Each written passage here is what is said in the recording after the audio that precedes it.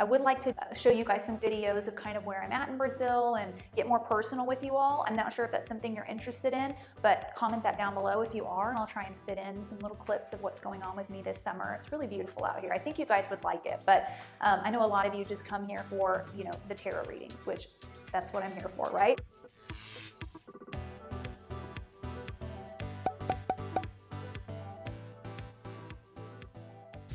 Hello, my lovelies. Welcome to our new temporary home.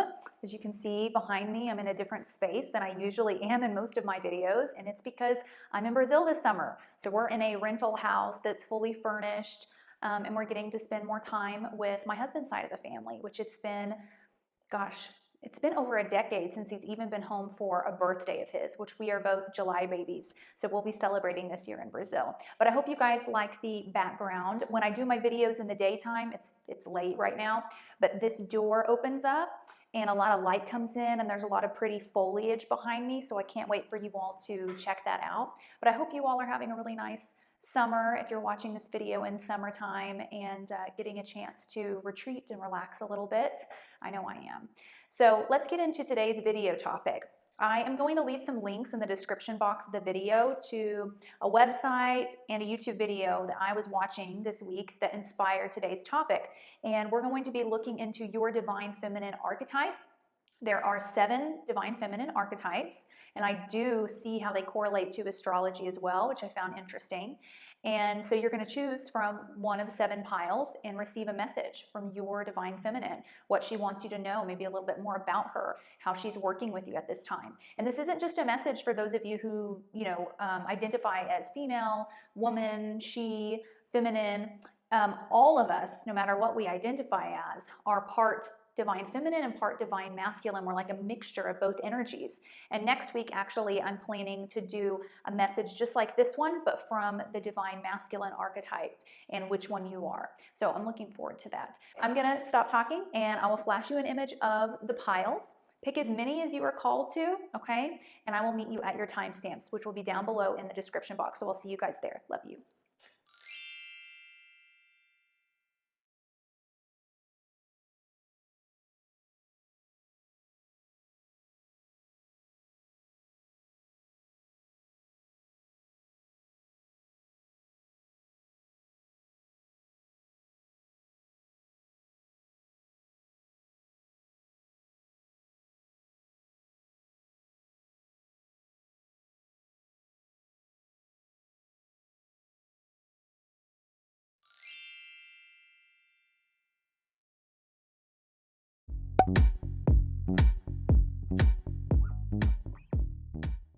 Hey, pile 1, let's get into your reading. So the topper you all chose was the Queen.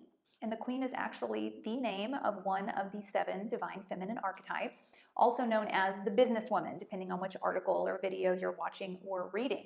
So that is the feminine archetype that's wanting to speak to you today. So let's take a look at this card. The light attributes say radiates the regal feminine, uses her benevolent authority to protect others. Shadow attribute says becomes arrogant when authority is challenged, controlling and demanding. Now, the Queen archetype, the businesswoman, is associated with Libra energy, which in astrology, half of the signs are feminine, half are masculine. And Libra is actually a masculine sign, but it's ruled by Venus, which is a very feminine energy. And I think that's why it fits into this group. So those of you who chose this pile may have Libra or somewhere important in your chart, like sun, moon, or rising, or maybe have Venus very prominently in your chart. And that could be why this archetype resonates so much with you. But let's flip over some of the other cards here. Okay, we have the Companion,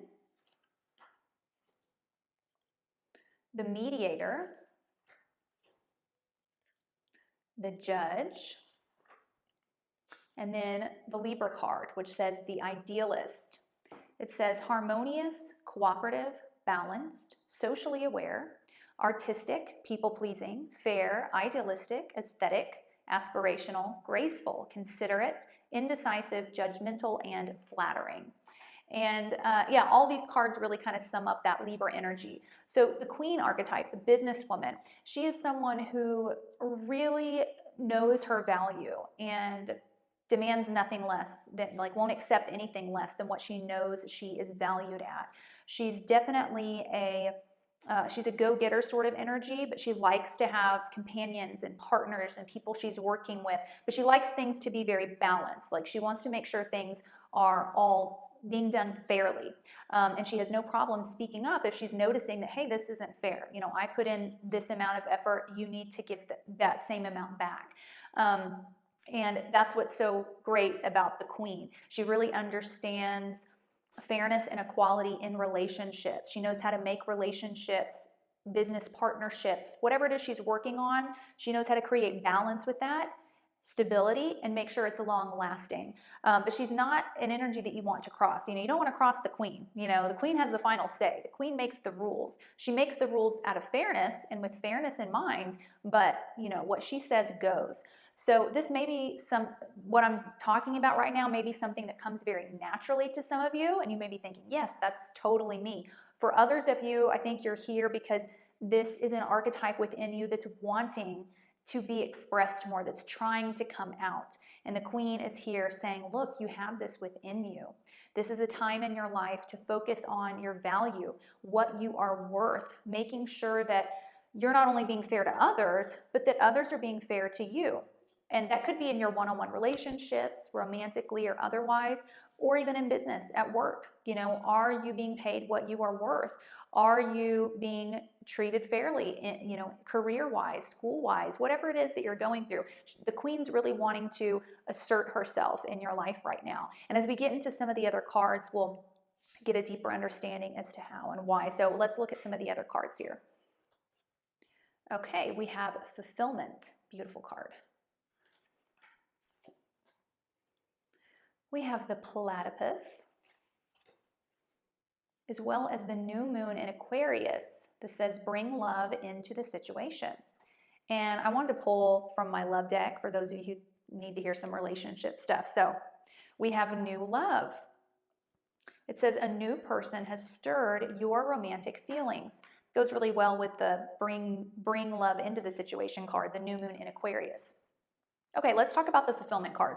So the fulfillment card, the message on this card is that sometimes when we raise our standards so high and we're always focused on raising the bar, raising the standards, we may become really critical of our current environment where we're at. We may become critical of ourselves. I need to be better. I've got to do more. This person needs to do more. This person needs to do better. My life shouldn't look like this. It needs to look like that.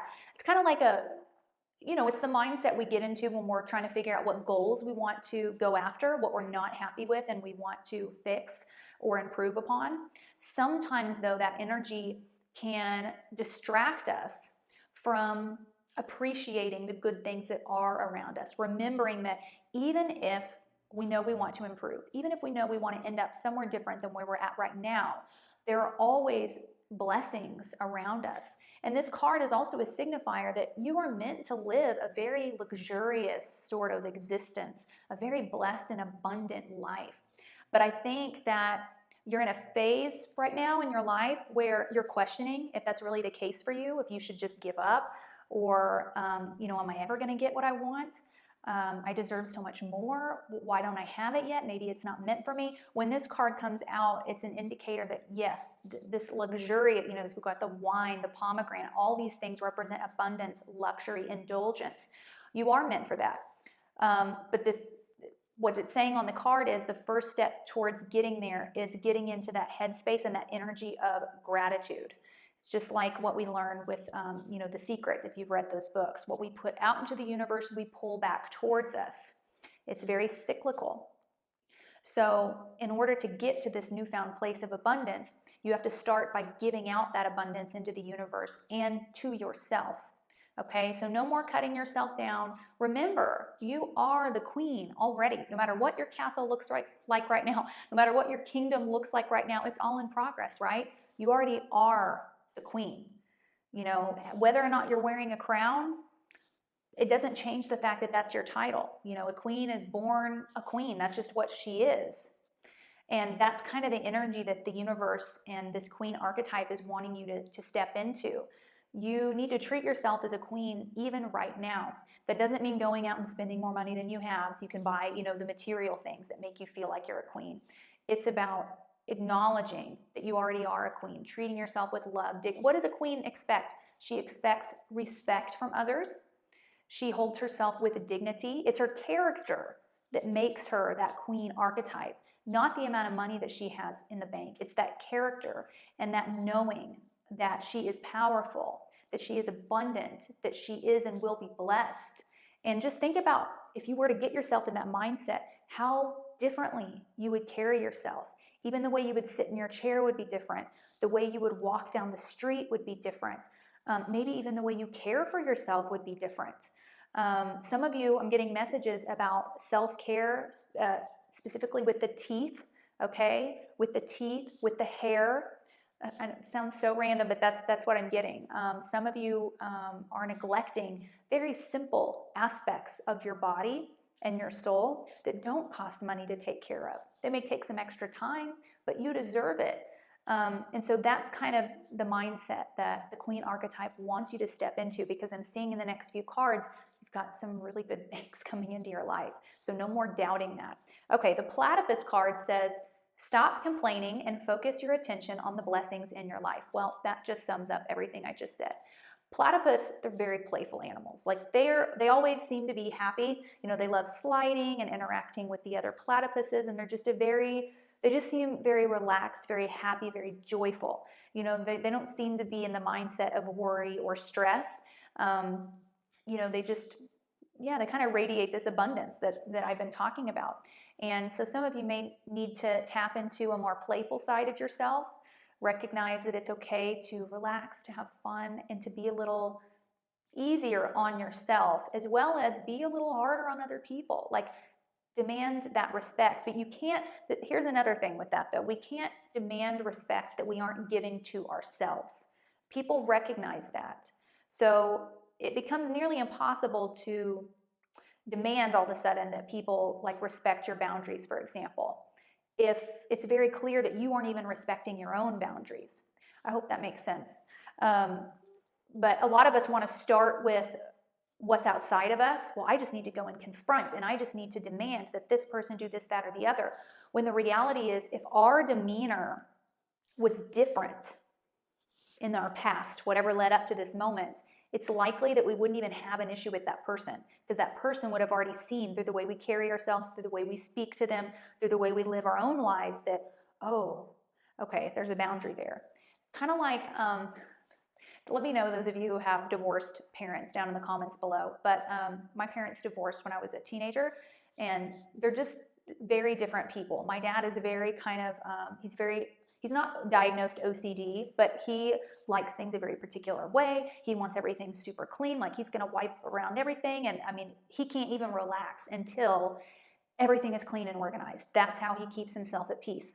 My mom, she's more go with the flow. She'll put off, doing the laundry so that she can go play outside with the kids.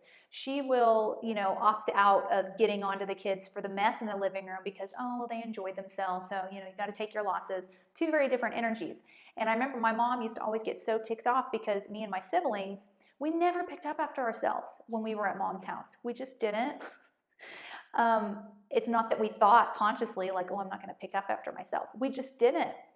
But as soon as we go to dad's house, dad never had a problem. We always because we knew, oh my gosh, if we don't pick this up, dad's going to get upset. He's going to say something. He's going to be irritated with us. So we were always on our P's and Q's. And so it wasn't, does that make sense? And so even though my mom would confront us about, as kids, about, well, why aren't you guys act so good for dad? Why aren't you acting good for me picking up after yourself? And, it was because we just saw that, oh, that's, there's not really a boundary there with that. It'll kind of slide. So even though she could verbalize what she wanted to happen, and she could verbalize what was upsetting her and what she was demanding from us, until she was willing to follow through with that for her own self and in her own life, no, I'm not going to relax until this laundry's folded or whatever it was. It makes it almost impossible for change to happen. So I do feel like a lot of you that chose this pile are very frustrated and unhappy with the way people perceive you.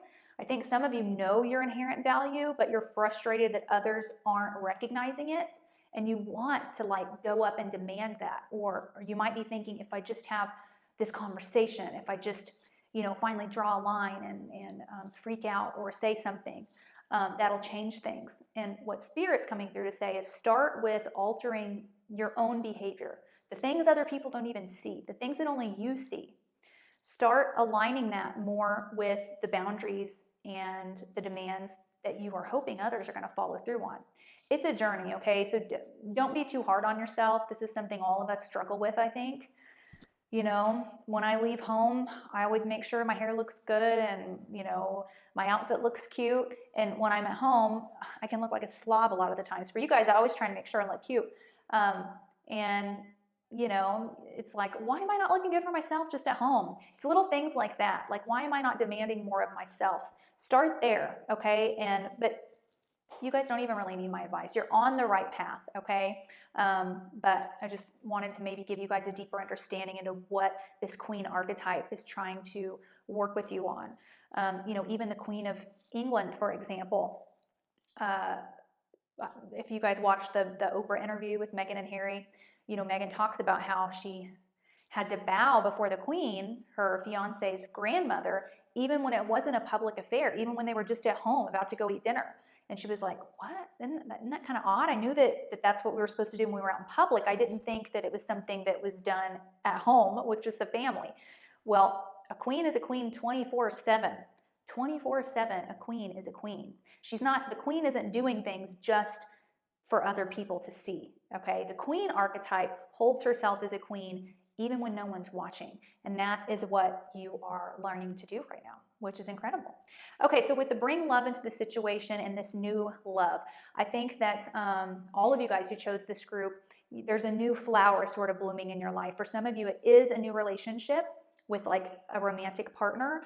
For others of you, it's kind of a refreshing of an existing relationship, a new chapter that's opening up, maybe new blessings, a new child, a new home.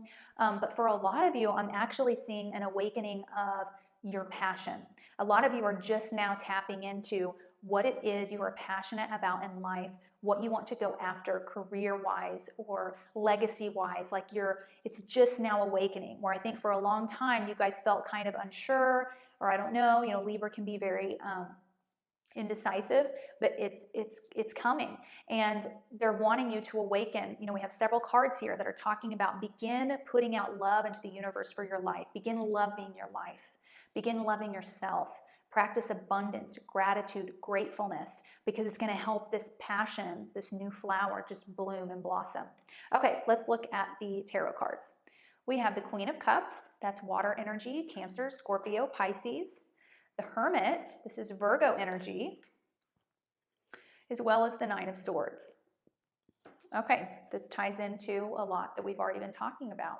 Swords is mental energy, it's thoughts. This woman in the card, she can't even fall asleep. She can't sleep through the night, either because of anxiety, sadness, depression, grief, thoughts about the future, scary thoughts about the future, upsetting thoughts about the past. Some of you may be going through something difficult recently, a death or a breakup or something health-wise that's upsetting. And the Queen archetype wants to help heal this for you. And by healing the mind, by gaining discipline over our mind, by nurturing our mind, the outside reality will begin to shift as well, okay? The Queen doesn't want you feeling like this, feeling worthless, feeling lost, feeling scared. The Queen wants you to feel strong and regal, okay? But I do see with the Hermit card and the Queen of Cups that a lot of you are really, even though this Queen card, the Queen rules the kingdom, right? She's constantly interacting with people. That's kind of what her whole message is about. But you guys are actually in a short phase right now where you are meant to go a little bit more within and not focus so much on these outside relationships, fixing them, mending them, healing them. The Queen wants you to start with you. And the Hermit card is a card about soul searching, solitude. The Queen of Cups is about kind of getting in touch with your own emotions. So the next several months of your life, need to be focused on more alone time, more quiet time for yourself, more time to journal, to write, to go into therapy, to sleep if needed, and just get away from a lot of outside distractions. For a lot of you, that distraction is social media. I think a lot of you need to clean up your social media.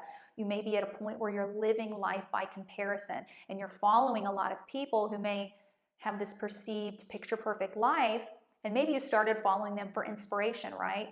But now it's like your mind just feels bombarded with, well, gosh, all these people are here and there and look like this and that, and I'm just me, and it's making you feel like less than. It's affecting you, okay? So I think some of you need to go through and kind of clean up your social media or what YouTube channels you're following, and really focus on only allowing the channels you're following, the people you're following, to be people who really make you feel good when you watch their content, okay? And don't make you leave feeling inadequate, because you guys are the queen. You guys should never be feeling inadequate, never at all.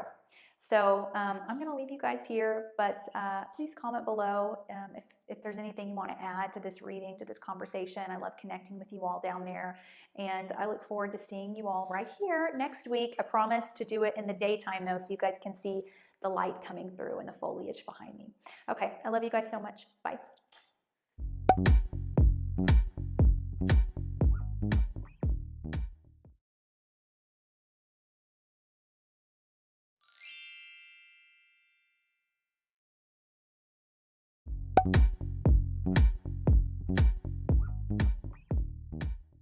Hi, Group 2. Welcome to your reading. I can't wait to see what your divine feminine wants to say to you and which archetype is going to come through. So let's start with the card topper you all chose, the Servant. I'm very interested in knowing a little more about those of you who were drawn to this card. The light attribute says, delight in serving others with a free and loving spirit. The shadow attribute says, using the lack of money as an excuse not to move forward with life.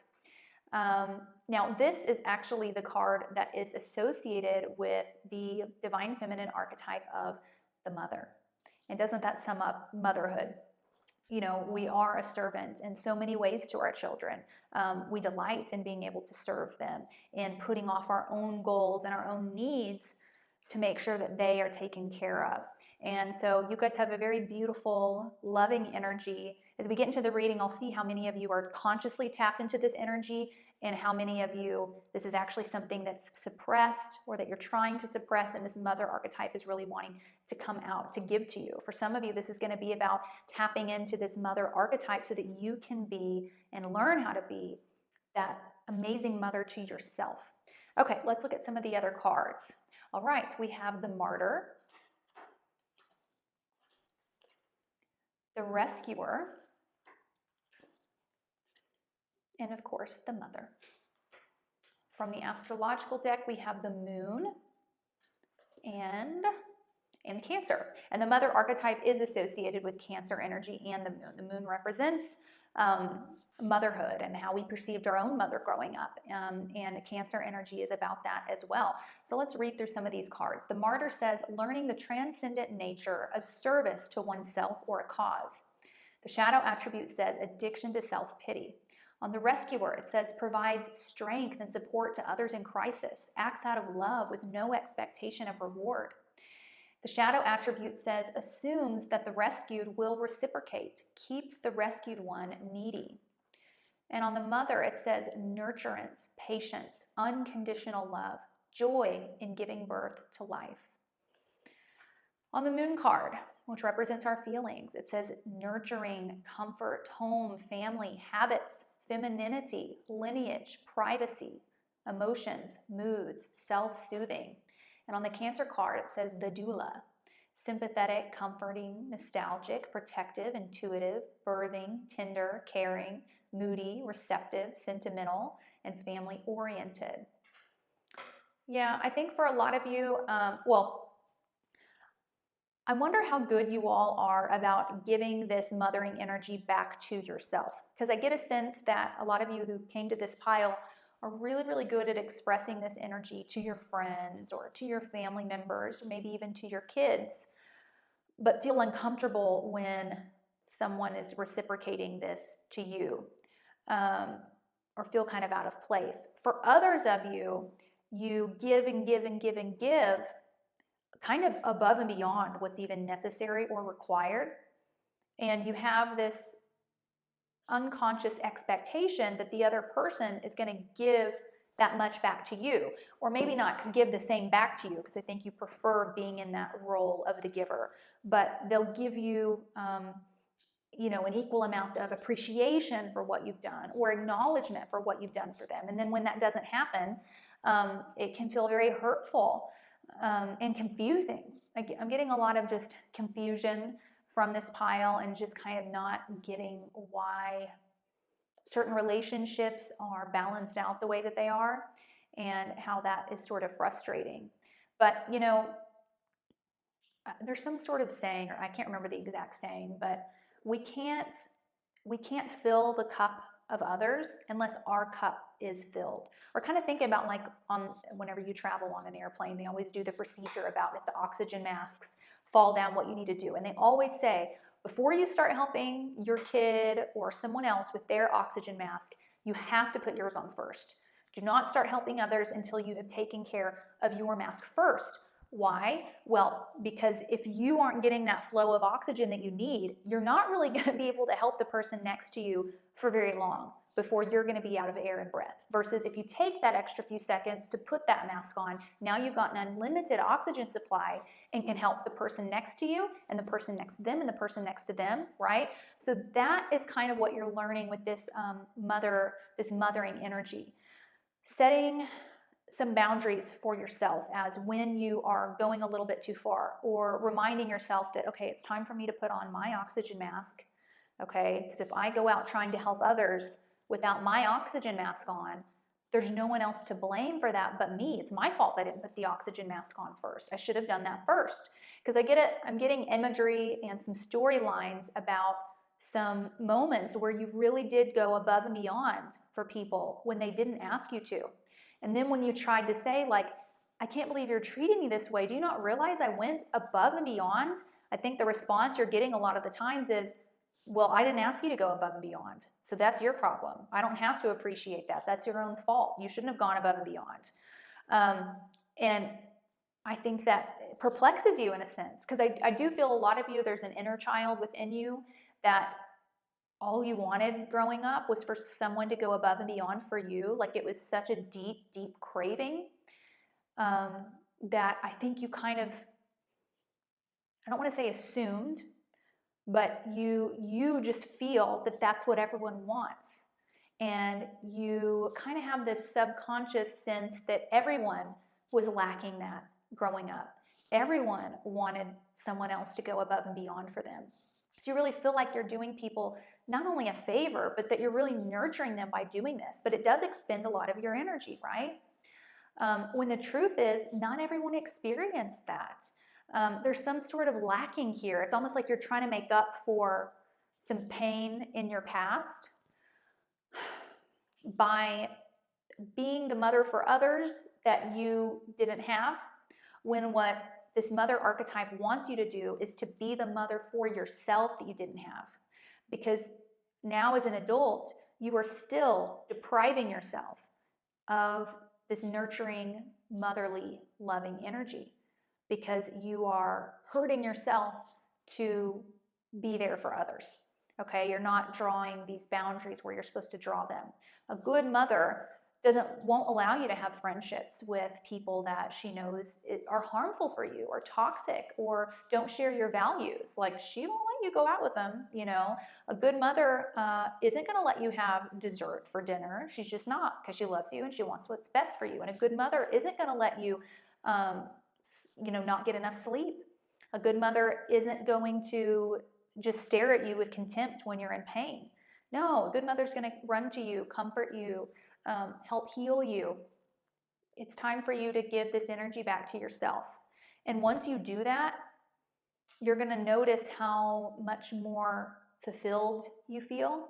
And this urge, or this sort of instinct to try and fulfill this void by going above and beyond for others so that you can hear from them that you are this, this mothering energy in their lives. You're just going to not have that gut reaction to do that. It's going to be a more healthy expression of this motherly energy, especially for yourself, but also for your relationships as well, especially if you have kids, And so that's kind of what Spirit's working with you on. But a beautiful, loving, giving energy. I just see a lot of pain buried beneath that wants to be addressed. And I think Spirit's working with you on that, right now. Okay, let's look at some of the other cards. All right, we have the Grove. It's got a little cat on a bench. We have the Grouse. This card always, every time I use this animal archetype deck, that card comes up. Ooh, we have the New Moon Eclipse. It says expect powerful change. And from the Love deck, we have, this is for those of you who need some love advice, we have this could be the one. It says you've already met the romantic partner you seek. Okay, so the Grove card. This card is about a phase of healing, but it's healing through action. The message on this card is it's time to take action on making some amends with people, on getting really vulnerable and opening up about some things that you need to apologize for, like getting rid of this guilt, this baggage, this shame that's been weighing on you by finally speaking about it. Even if, let's say, in these hurtful situations, there were some things that the other person did that were wrong too. What this card wants you to focus on is, okay, I hope that I get an apology from them someday. I know I deserve an apology from them someday, but right now I don't want to carry around this guilt anymore because I feel a little bit bad about some of the things I did, or I'm ready to acknowledge that maybe the way I handled this, or maybe the way I said that wasn't right. I don't want to have this icky feeling, anymore. So I'm going to go and, I'm going to open up and make some amends with some friends, with some family members about some things in the past so that I can finally, have this weight lifted off of my shoulders. And doing that with no expectation of what they're going to do in return for you. Really doing it because you just want to heal yourself. But so yeah, the Grove, it's about healing within a community. And, taking a look at some things that, we all have like some memories that we look back on in our younger years and think, oh my God, I can't believe I said that. But you know what? So many years have passed. I'm not going to bring it up now, but it almost like makes you feel icky when you think about it. When you pull the Grove, it's like, you know what? It's never been too long to talk about something. If you still feel a way when you think about how you did this or said that, then it's time to get it off your chest so you can get rid of this and move on, so that you can heal, so that you don't have this weight weighing you down. On the Grouse card, it says, express yourself through rhythm and movement by drumming and dancing. So I actually think some of you who chose this pile, which would make sense with the moon, actually have some sort of creative ability it could involve singing, writing poetry, writing music, playing an instrument, painting, something creative and artistic that actually could be a great way to utilize this Grove card of healing. Maybe writing a letter, maybe writing a song about this experience, or a poem about it, and using that as a means of healing. But regardless of whether or not you want to utilize the creative part of the mother archetype, which the mother actually is. I mean, that's the most creative energy, because pregnancy, that's what makes someone a mom, right? And when a woman is pregnant, she's literally creating a freaking human being. Like, you cannot get more creative than that. So those of you who chose this pile have a deep, profound creative power that needs to be expressed more. You need to start forcing yourself to find an outlet for this creative energy if you haven't already. I think most of you have. But and it needs to be in something that truly is from you, not focusing on what you're giving necessarily to other people or how other people are receiving you, or having a partner to help you with it. No, from your own self. With a woman's body, she grows that entire baby through 9 months and gives it life. And that's kind of Yeah, there's something here in the works with your creativity through this mother energy. But if you're depleting your mothering energy through what we've talked about earlier, you might not have anything left creatively because you're giving and giving and giving it out. Okay. So once you start kind of setting those boundaries for yourself and focusing on this healing, you're going to notice your creative powers really going to grow stronger and stronger. And I have no doubt you could use that, in career or otherwise. With the expect powerful change card, as well as this could be the one. Some of you are in a relationship that you're meant to stay in that has been going through a rough patch recently, or you've been questioning yourself, or I don't know, I feel like something, and it may not even be a romantic relationship. For some of you, this could be something with a kid or a family member or a coworker or something. But whatever it is, you're not meant to leave it, okay?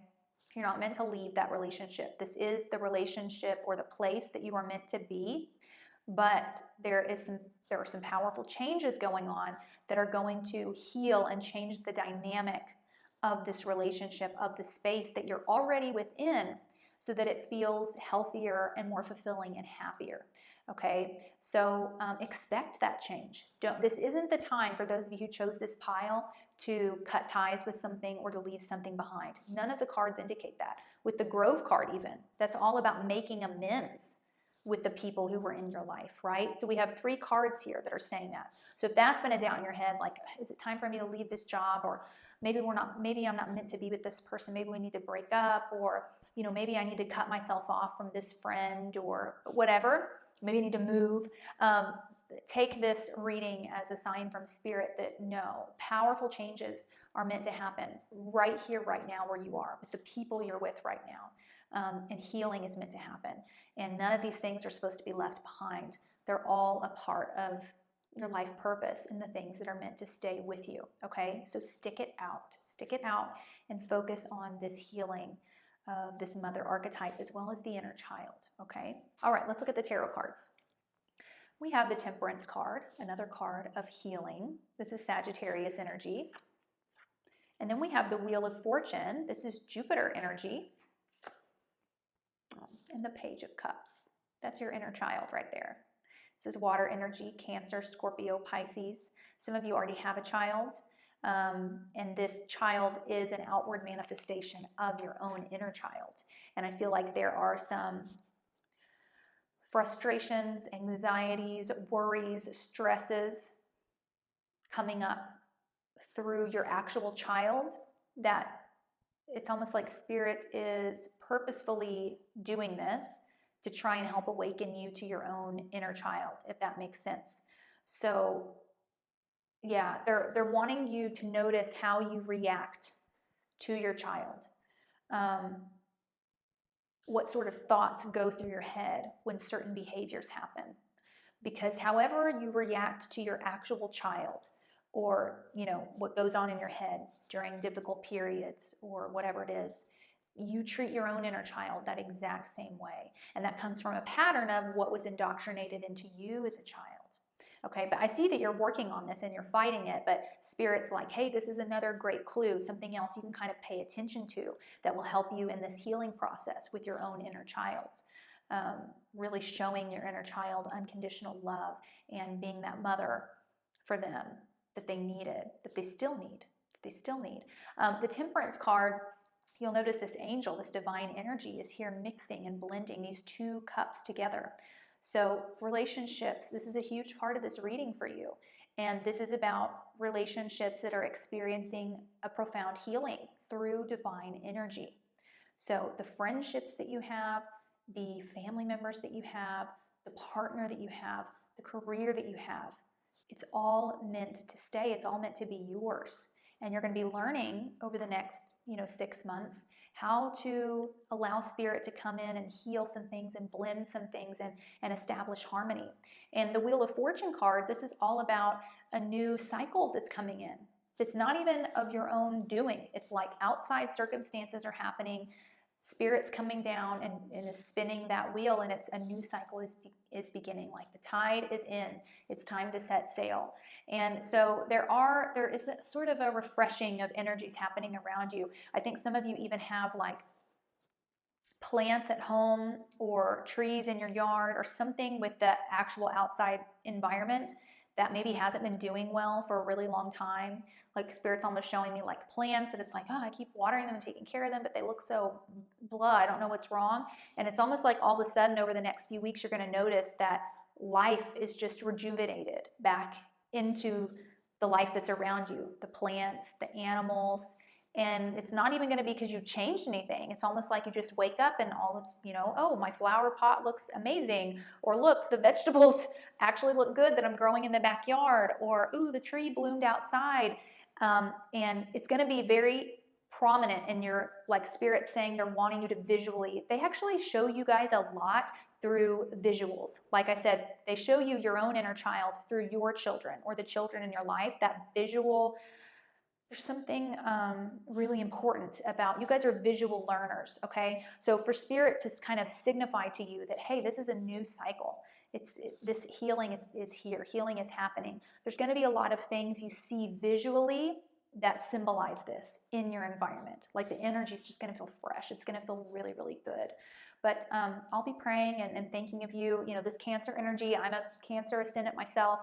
I'm married to a Cancer sun.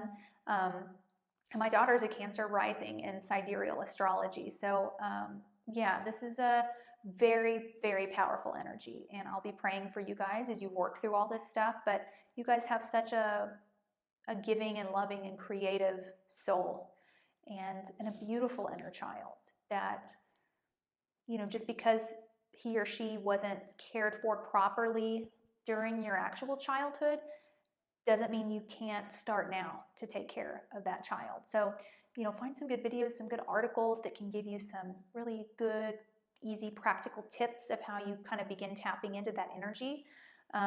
But yeah, just beautiful, you guys. Okay, so I'm praying and thanking of you during this time of healing and transformation in your life in this new cycle. But thank you so much for coming to this reading and allowing me to provide this service for you.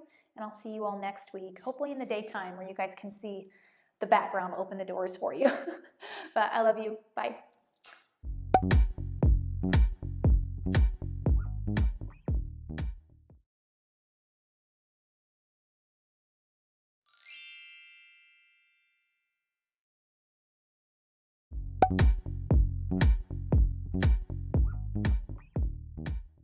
Hey group 3, welcome to your reading. I can't wait to see which divine feminine archetype is going to come through for you and what message she has for you. So let's start with the card topper. You all have the Mystic, beautiful card. The light attribute says revels in intimate union with the divine, and the shadow attribute says a delusional rapport with the divine. And there actually is a divine feminine archetype known as the Mystic, also known as the Chameleon, and it's associated with Pisces and Neptune energy. So that may be something that you have prominently in your chart, like Sun, Moon, or Rising. Maybe you have Neptune conjunct, you know, an angle in your chart. And that could be why this divine feminine archetype is the one that resonates with you. A lot of you could be interested in spiritual work, in creative work, which is associated with the divine feminine. And we'll see as we get further into the reading. So let's look at some of the other cards. We have the Shapeshifter. It's like the chameleon, as well as the Healer, the Victim, and then of course the Pisces card, which also says the Mystic, and Neptune, which says Dreams. Beautiful card. Okay, on the Shapeshifter, it says skill at navigating through different levels of consciousness, ability to see the potential in anything. The shadow attribute says projecting any image that serves your personal agenda in the moment. The Healer says passion to serve others by repairing the body, mind, and spirit, ability to help transform pain into healing. And on the shadow, it says failing to care for oneself. The Victim card says prevents you from letting yourself be victimized or victimizing others. And the shadow attribute says playing the victim in the form of pity, to receive pity from others, and inability to maintain personal boundaries, which is a Pisces problem. So on the Pisces card, it says imaginative, compassionate, empathetic, adoring, allowing, enigmatic, spiritual, escapist, impractical, and illogical. And Neptune says imagination, memories, the subconscious, self-sacrifice, fantasies, escapism, enchantment, confusion, veils, and magic. So, okay, so for those of you who chose this pile, I want to talk a little bit more about this Pisces energy. Pisces is the oldest sign of the zodiac. It's the last of the 12 signs. So it has this ability to exude an immense amount of wisdom. Pisces people can be known as very wise, wise beyond their years. On the negative side, it can fall into, escapism, mental illness, things like addiction, and a lack of boundaries. Because Pisces is all about not having an ego. Pisces doesn't really identify with the ego, and the ego is what makes us our individual self. If we have a strong ego, which we're all supposed to have strong, healthy egos, when our ego is healthy and strong, we know who we are, what we are, versus who other people are. When we don't have an ego, we don't have an inner sense of identity. We don't know what and who we are. So how other people react towards us, we take that as truth.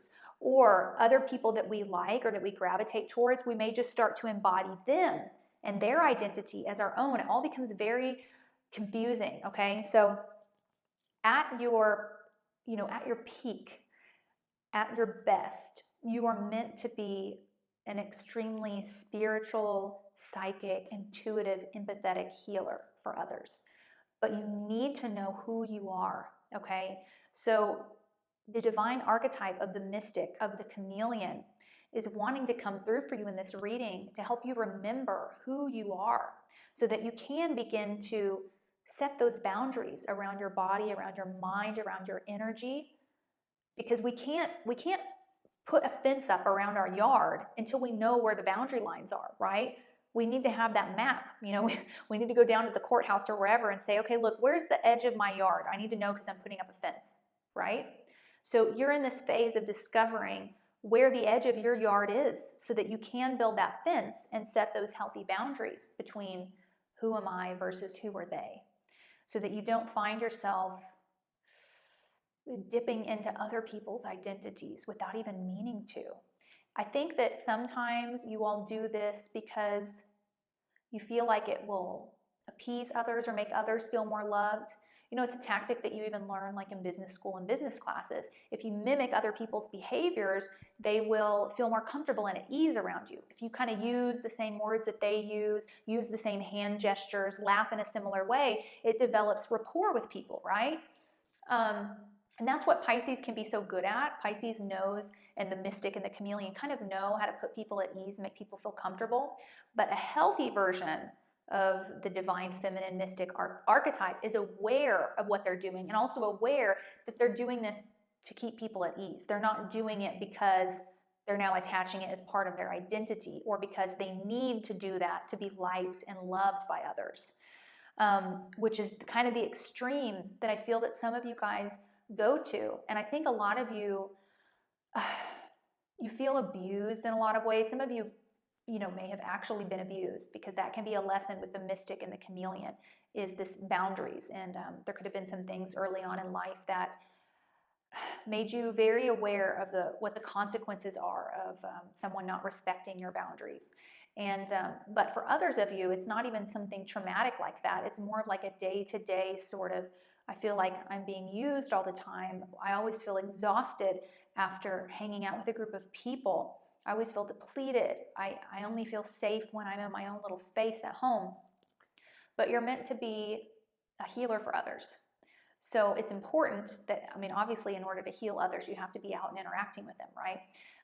And so I feel like you guys are in a phase of kind of learning how to set those boundaries with your energy so that when you do interact with others, when you do give healing advice and guidance to others, you don't walk away from that feeling like exhausted, which is important. And I feel that some of you actually have, and those of you who I'm speaking to already know, okay, I'm talking about someone who's already been diagnosed with this, but some of you have borderline, and this plays into this whole mystic chameleon Pisces sort of archetype. If that's something you've always thought like, do I have that? Am I that? Then take this as a sign to kind of explore more about borderline personality disorder, because it's really, I think it's finally now starting to be something that people aren't looking down upon. And people are getting more open with mental health struggles and personality disorders. The amazing thing with borderline versus some other personality disorders is actually through just therapy, it can be completely healed. I remember reading that last year and thinking, wow, I've never heard of that. You know, if you're diagnosed with psychopathy or narcissistic personality disorder or bipolar, you know, there's no healing those. It's more about figuring out how to manage it. But with borderline, it actually, I think I read in this scientific study they did, like 70 to 80% of the people who attended therapy over the course of a couple years were, when they retook the borderline test, they weren't even on it. Like, it was completely healed. So identity is always something that can be discovered and solidified.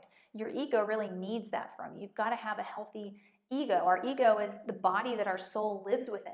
When we don't love our body, when we're not accepting our body as part of ourselves and an important vehicle that we need to move forward in life, we can do some really destructive things to it. We can allow others to do some really destructive things to it, whether that be harming ourselves, whether that be putting ourselves in danger, you know, hanging out with the wrong types of people, ingesting the wrong sorts of foods and drinks. And so yeah, you're going to be, this divine feminine archetype of the mystic is wanting to show you how magical you are, all on your own, and how you are fully capable of finding your own way, carving your own, not even carving your own identity. You already have an identity. You're going to be discovering that. You're going to discover what it is. And then this wonderful sort of chameleon shape-shifting like energy that you have naturally within you is going to be utilized for the right reasons and in the right ways, not in ways that are going to harm you or make you feel insecure or used, which I think is important for you all. This is I even just feel myself talking more gently as I'm tapped into the energy of you guys in this reading. This is a very gentle sort of energy, a soft, pure sort of energy that you all have. Just gorgeous, gorgeous. Okay, let's look at some of the other cards. All right, we have the Message and the Polar Bear. Full moon in Libra. It says a win-win outcome is forecast. And from my love deck, we have Make the Effort. It says great love is worth taking the steps you're guided to take. Okay, so let's talk about the Message card.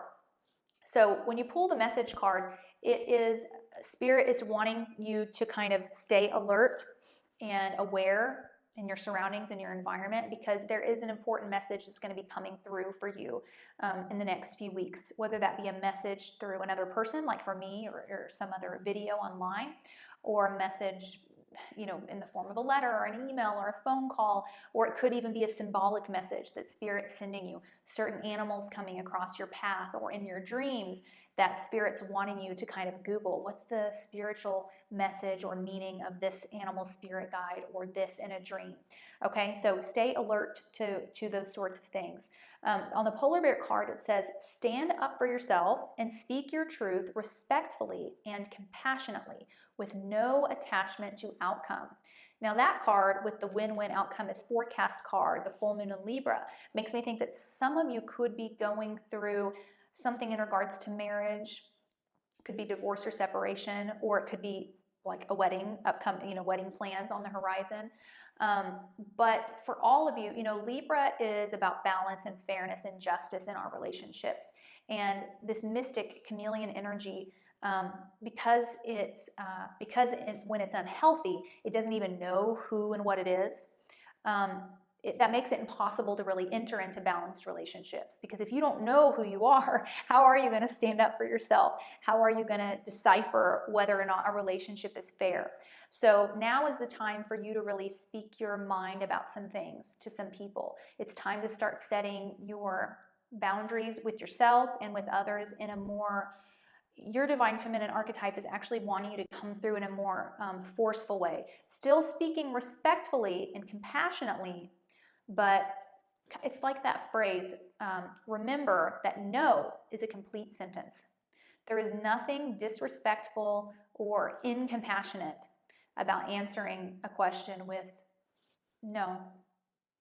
Sometimes we feel this need to like explain why not, you know, and go like, oh no, because I'm doing this and I'm doing that, and maybe even making up something because you're like, oh, I don't want to hurt their feelings by saying no, or we can overthink it.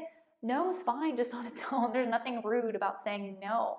And so I feel like there's some things that I feel like you give in a lot to others because you feel that no is a rude thing to say. And I feel like a lot of you are taught through relationships or earlier in life that no was not allowed. You were not allowed to say no. That was rude. That wasn't appropriate. You always are supposed to give in to other people. Say yes to authority regardless of what it is. And that's where that comes from. So you're going to be kind of undoing these subconscious downloads and learning how to say no in a way that is, I think, just realizing that, you know, saying no is in itself perfectly respectful and compassionate. You don't need an explanation behind it. And you're going to be learning how to say no before you end up in a situation that you're hurt by, before you end up in a situation that you're angry by. Okay, so this includes saying no to yourself. Because I think sometimes you give people a little too many chances, or you convince yourself that, oh, maybe this time it'll be different, when inside you know you're setting yourself up for disappointment, for resentment, for pain. Okay, so do that for yourself these next few weeks. Pay attention to the messages coming through from spirit and from others. What are other people really saying to you? Maybe not even through their words, but through their actions. And paying attention to that. Because with your energy, you have this very forgiving understanding. You have this sort of spiritual energy which wants to rise above the ego, right? Which wants to just forgive. But I think that there's some people in your life that use this against you and tell you what you want to hear, you know, but their actions don't actually change. So pay attention to that. With the Make the Effort card, it says, great love is worth taking the steps you were guided to take. I think some of you are in this place of fear when it comes to sharing your love with others.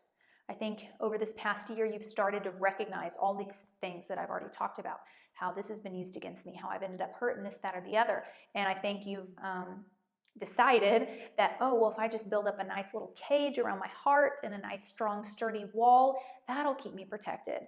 But Spirit's like, no, don't do that. That we don't want your heart blocked off at all. We want you to be able to express your love. That's what you've always deserved, to express and give your love to others in a healthy way.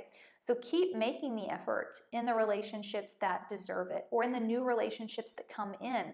It's more about paying attention to the signs that people give you as you're giving them. Don't write off all of humanity as scary and distrustful. Don't do that. Just as the new relationships come in, take care of things as they happen. Set those boundaries before something, bad happens with someone or in a situation. Set those boundaries with yourself. Like, okay, I'm not going to stay out past X amount of time, because I know that when I do that, I end up exhausted the next day at work. I don't perform to the best of my ability. My career gets hurt in the process, all because my friend, wanted me to stay up 2 extra hours later with her. Because she needed to vent to me about some things. And yes, I want to be there for her, but I've got to tell her next time when I go to her house, I'm going to tell her, look, I have to leave by X amount of time. And then if you say that right up front, then they already know that. The expectation's already been set. So, and then that relationship can continue. A lot of your relationships are going to morph with you as you morph into your new identity. And you are going to see that there's a lot of anger, I think, that's going on within you. Almost like, I can't even believe that I have to worry about stating these boundaries with people. If they really loved me, wouldn't they just respect my boundaries anyway? There's a lot of like anger cycling through you in all of this that needs to be released and let go of. And I can't really say more about it than that. Don't hold on to the anger and the resentment.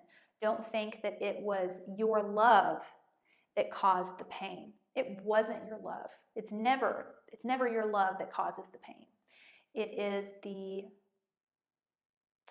it's the boundaries, okay? The lack of boundaries, the guilt that you often feel about saying no when you need to, or refraining from that, and the lack of identity that you do already have. It's more of a lack of recognizing, stepping into your identity, owning that identity, instead of being this sort of unbaked clay that anyone can just come over and mold. You know, if you like someone, you'll let them, like, hey, I'm just unbaked clay. You can come. I really like you. I look up to you. Why don't you come over here and mold me? Tell me what I'm supposed to look like, what I'm supposed to be. And then that person leaves, and it's like you never go and get baked. You know, the clay has to go into the oven and get baked so that it can retain its shape. But it's almost like you are this permanently wet clay, and any person that passes by is allowed to just kind of squish and mold. And I think I'm going to make this a bowl, and the next person, why don't we make this a cup? And that would be exhausting. It would be exhausting. So you're figuring these things out right now, and that's what this mystic energy, this chameleon energy, this divine feminine archetype is all about. But I almost feel like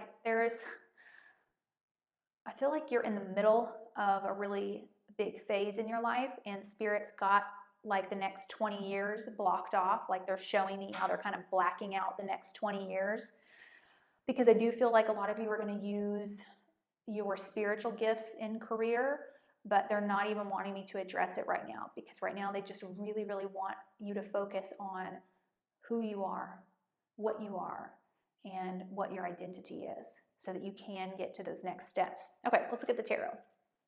Okay, we have the Devil card. This is Capricorn energy, as well as the Sun, fire energy, also Leo, because the Sun rules Leo. And then we have Seven of Wands. Yeah, so the Devil card, this is about toxic relationships, feeling trapped. And the message on this card, if you notice, is that the nooses around these people's necks are very loose. They can actually pull it off themselves and walk away, and the devil's not going to stop them. They stay in this toxic, dark place, either out of fear of, well, if I walk away, I'm going to lose this person because this person's going to stay behind, and I don't want to do that, or because of the material pleasures that they get in this situation. You know, the devil represents those earthly material things, you know, sex, drugs, alcohol, money, lust, you know, just physical and material security. And so not wanting to give that up, even though they feel depleted inside and so unfulfilled inside, in the external reality, they are getting something that they like that's keeping them there. And so I feel like you're going to be stepping out of this energy over the next few months and realizing that, look, if this person wants to stay and doesn't want to come with me, doesn't want to level up and ascend and walk towards something more fulfilling, then I've got to, and I shouldn't feel guilty for that. That's their choice. Why do I feel guilty like I have to stay, like I have to assume their identity? Whatever they're doing, well, I've got to do too. And whatever they believe, I need to believe that too, because it would be rude for me not to.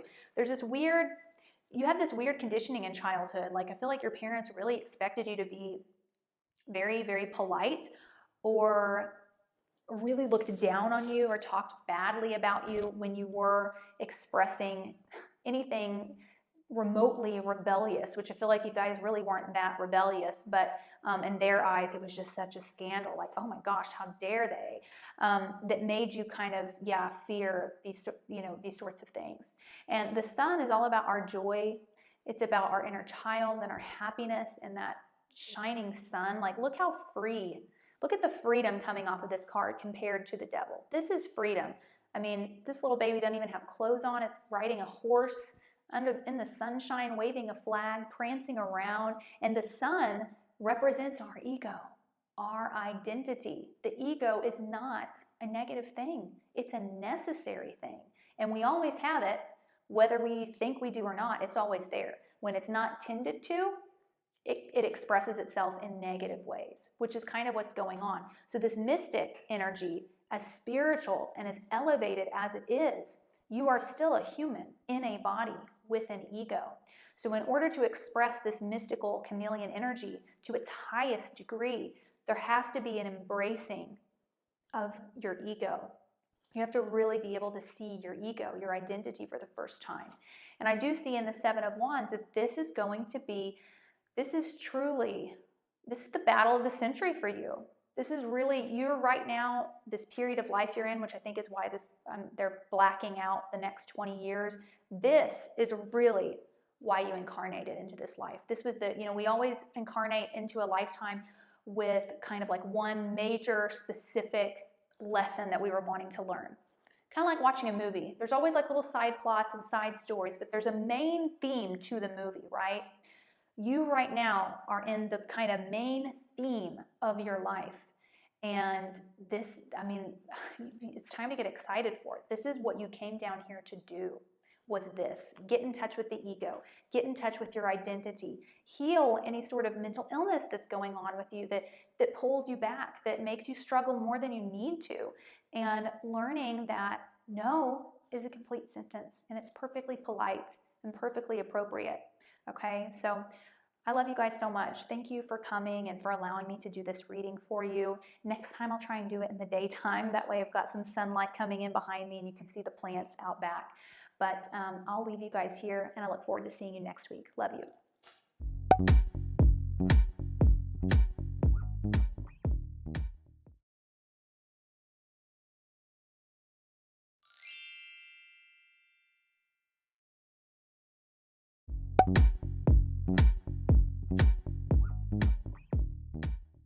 Hey Pile 4, welcome to your reading. I can't wait to see which divine feminine archetype is wanting to come through and speak to you and why. So let's take a look at the card topper you all gravitated towards. This is the Alchemist. The light attribute says transformation of base motives and goals into golden wisdom. And the shadow attribute says misuse of the power and knowledge that come through spiritual practice. And so you all chose the card that's associated with the feminine archetype of the sage, also known as the ball buster. So this is a very aggressive sort of feminine energy, a very demanding sort of feminine energy, a feminine energy that knows that there's always more, there's always improvement, that wants to build tradition, that wants to conserve, that wants to confine things, that wants to, you guys are very good boundary setters. You guys are very good believers in yourselves and in others. You are believers of success, of abundance. You're believers of like hard work, discipline, a sense of duty. This is a strong feminine energy. That would probably be the way I would best describe it. This is the feminine energy that's most in touch with the earthly realm and with a sense of legacy, wanting to make a difference, knowing how to make a difference, and knowing how to kind of lead others as well. And it's an energy that is associated with Capricorn, which is a feminine energy, as well as the planet Saturn, which is normally associated as a masculine planet, but it's ruling a feminine sign, Capricorn. Capricorn is earthy, it's receptive. Capricorn is the goat. Capricorn rules the part of our chart that's all about our 10th house, our career, our legacy, our goals, our success. And it's like a really badass feminine energy that you guys gravitated towards and likely have very strongly in your chart, Capricorn, Saturn, things of that nature. So let's take a look at the other cards here. All right, we have the Guide, the Heroine, the Warrior, yes. And then, of course, the Saturn card, which says Wisdom. And the Capricorn, the Boss. Yeah, you guys are very,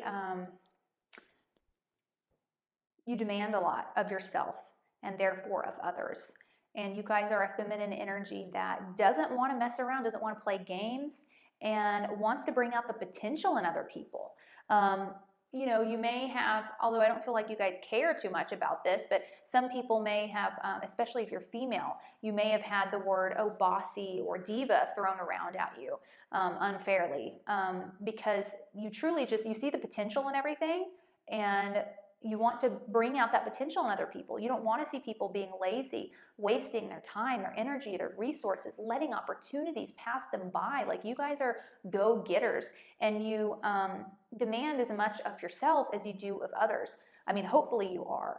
Some of you may have been brought here because you are not tapping into this feminine energy enough and she's wanting to come out of you. She's wanting to show herself to you. She's wanting to show how you can move past so many obstacles. I mean, the Heroine card, for example, it says passion for a journey of personal empowerment, being passionate about how to be personally empowered, which is about being able to rely on yourself, not having anyone you can turn to but you. And instead of feeling victimized or sad about that, feeling passionate about that.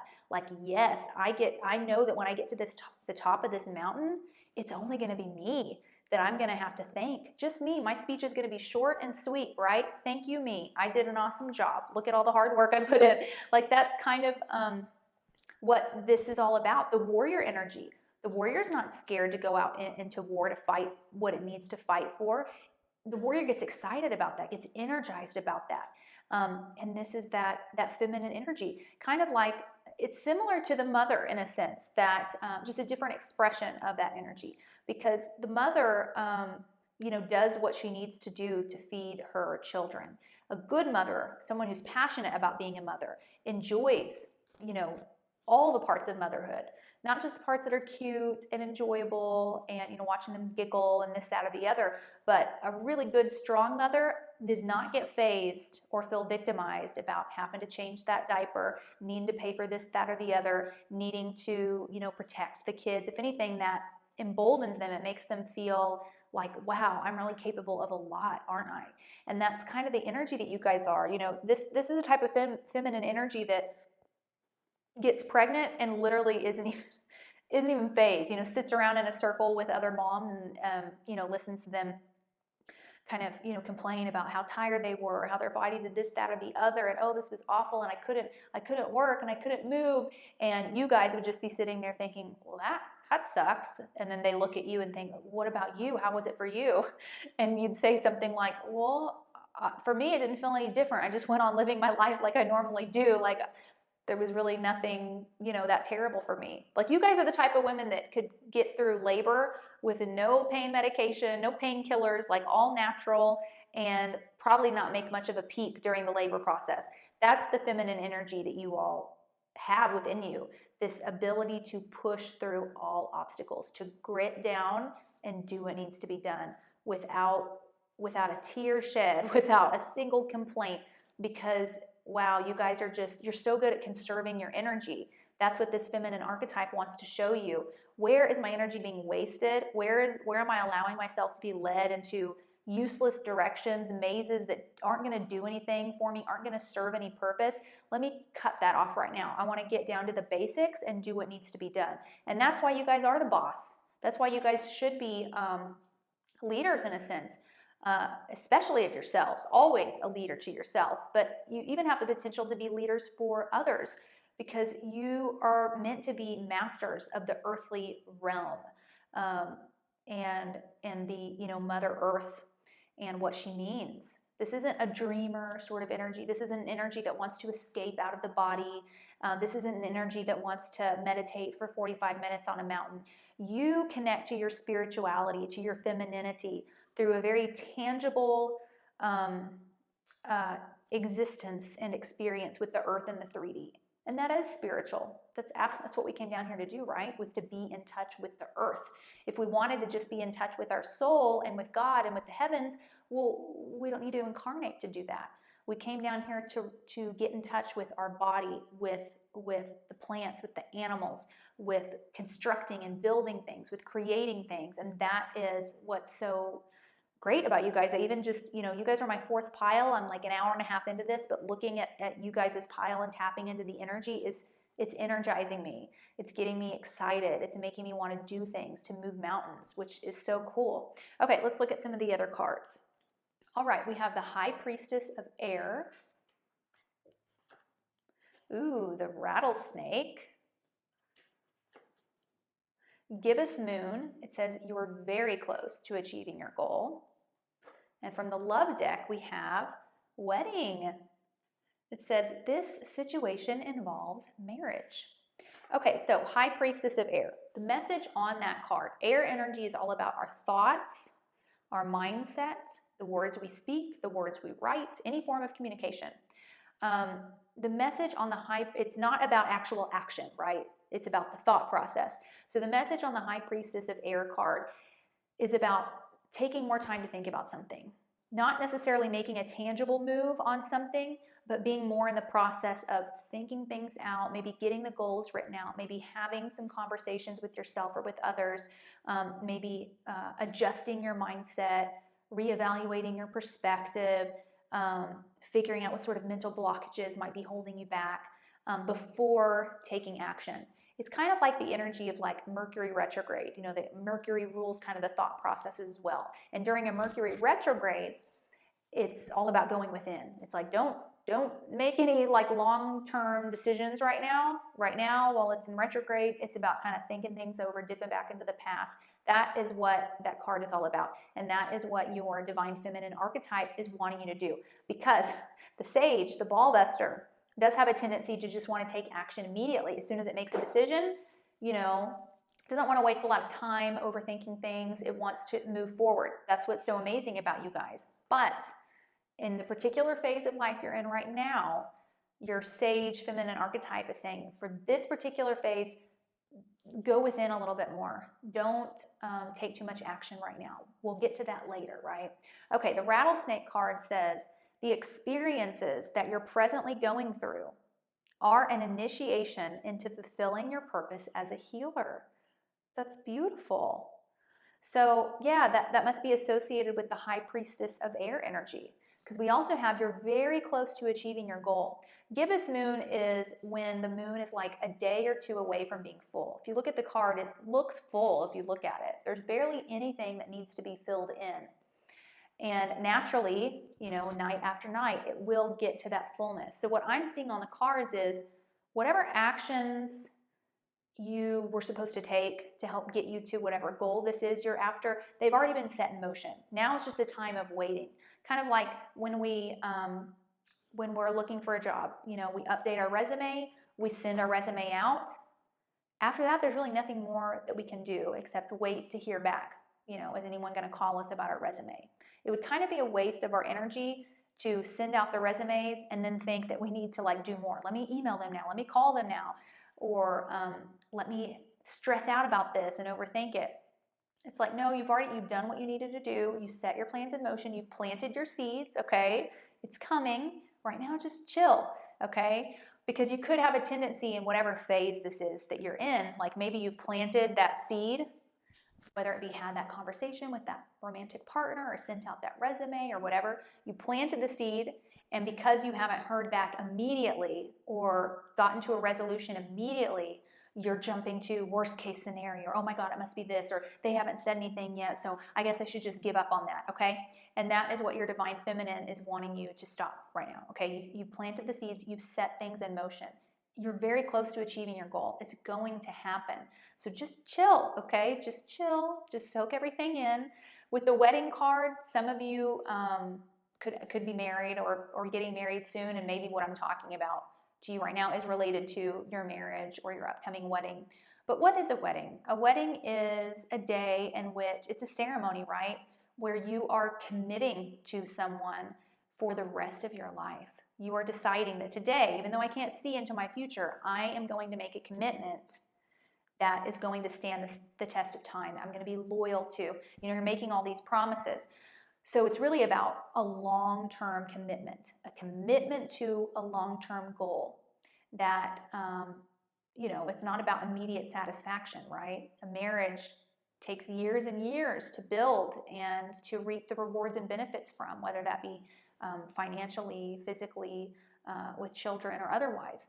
So you all are in this phase of life where you've planted some really important seeds, you've taken some really good steps towards your goals, and now it's just about staying committed to that, regardless of how slow or fast things are happening.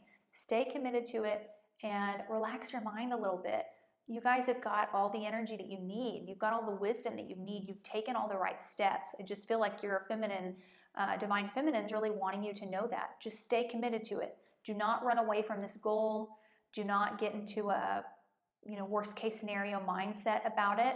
It's coming. It's happening, okay? And everything that you're doing right now is helping to prepare you for this patience that's needed. A lot of you are still in the younger phase of this energy. Capricorn, the sage, is all about patience. Capricorn likes to build things that stand the test of time. Capricorn and Saturn don't want to do things that have like a quick, immediate benefit and that's it. They're not going to last long.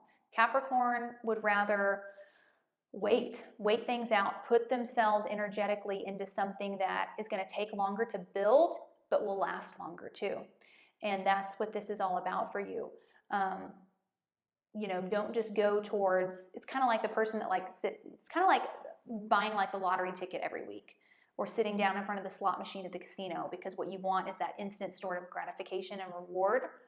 Whereas Saturn and Capricorn's like, no, I'm going to take that money instead that I would use to buy the lottery ticket or at the casino, and I'm going to stick it in this investment account. And yeah, I'm not going to get to benefit from that for years. This is going to be a long-term investment. I'm going to commit to this. I'm not pulling my money out of this account. That's the energy you guys are stepping into, because you guys like success, you like reward, but you're figuring out now with this divine feminine energy how to put it towards things that are going to have dividends for years and years to come, if not permanently. Same with your relationships too. You know, what type of people are you choosing, especially romantically, okay? Because I feel like some of you may gravitate towards romantic partners that give you that instant, intoxicating sort of oomph and passion, but don't have the commitment, don't have the staying power, you know, maybe kind of flounderers, have wandering eyes, or just aren't really committed, okay? And you're starting to question, like, why is it that I'm attracted to that type of person?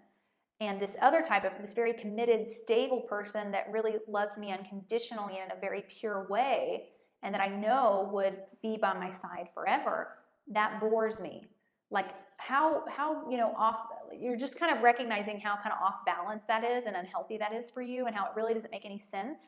And you're working through these things so that you can be set up for a very committed life. Committed in terms of your career legacy. You're going to pick that career and you're going to climb that ladder higher and higher and higher and higher. This isn't a divine feminine energy that switches careers, switches majors over and over again. No, it wants to pick that ladder and climb it. Same goes for your married life. You're going to pick your person, pick your partner, and that's it for you. You're staying committed. Your life is going to be viewed as one that is very committed. You know, at your funeral, that's what people are going to be saying about you. Like, man, were they committed? Were they loyal? Were they able to grit down and push through the tough times and then reap the rewards of that later on? Beautiful feminine energy. Okay, from the tarot, we have Nine of Wands. Ooh, the High Priestess. This is Cancer, Pisces energy too. And the Page of Wands. Oh yeah.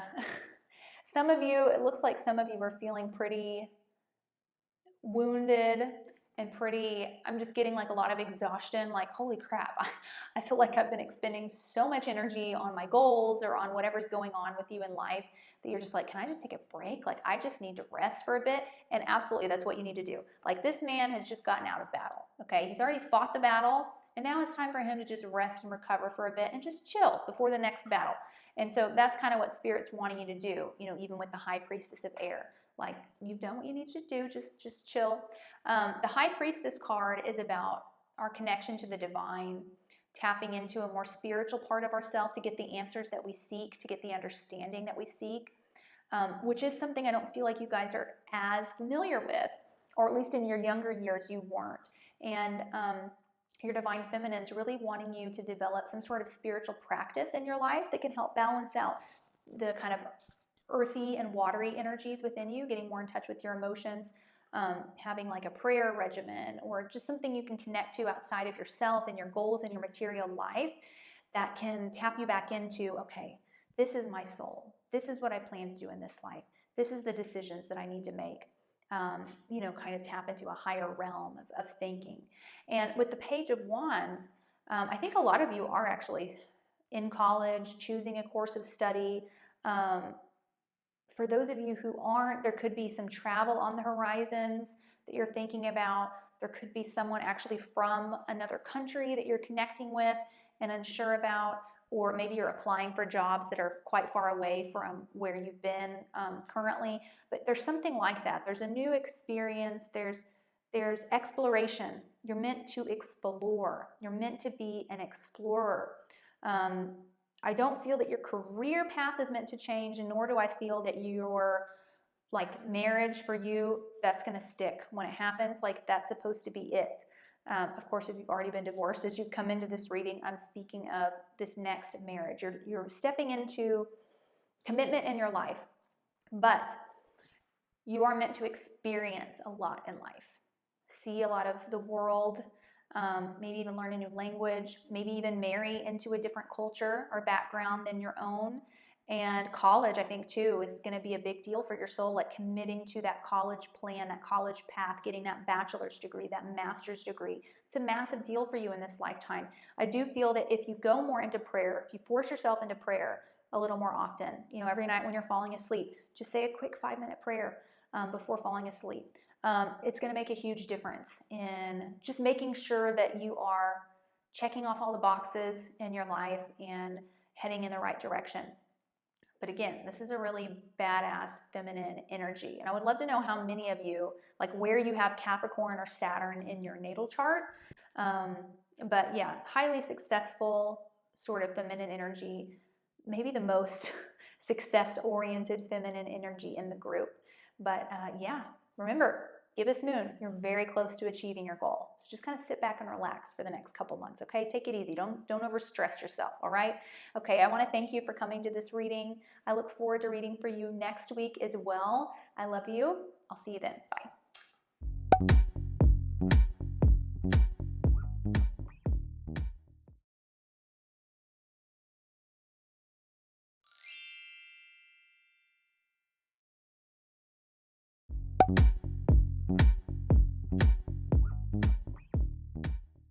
Hey Pile 5, welcome to your reading. I can't wait to see which feminine archetype is wanting to come through for you and what message they have for you.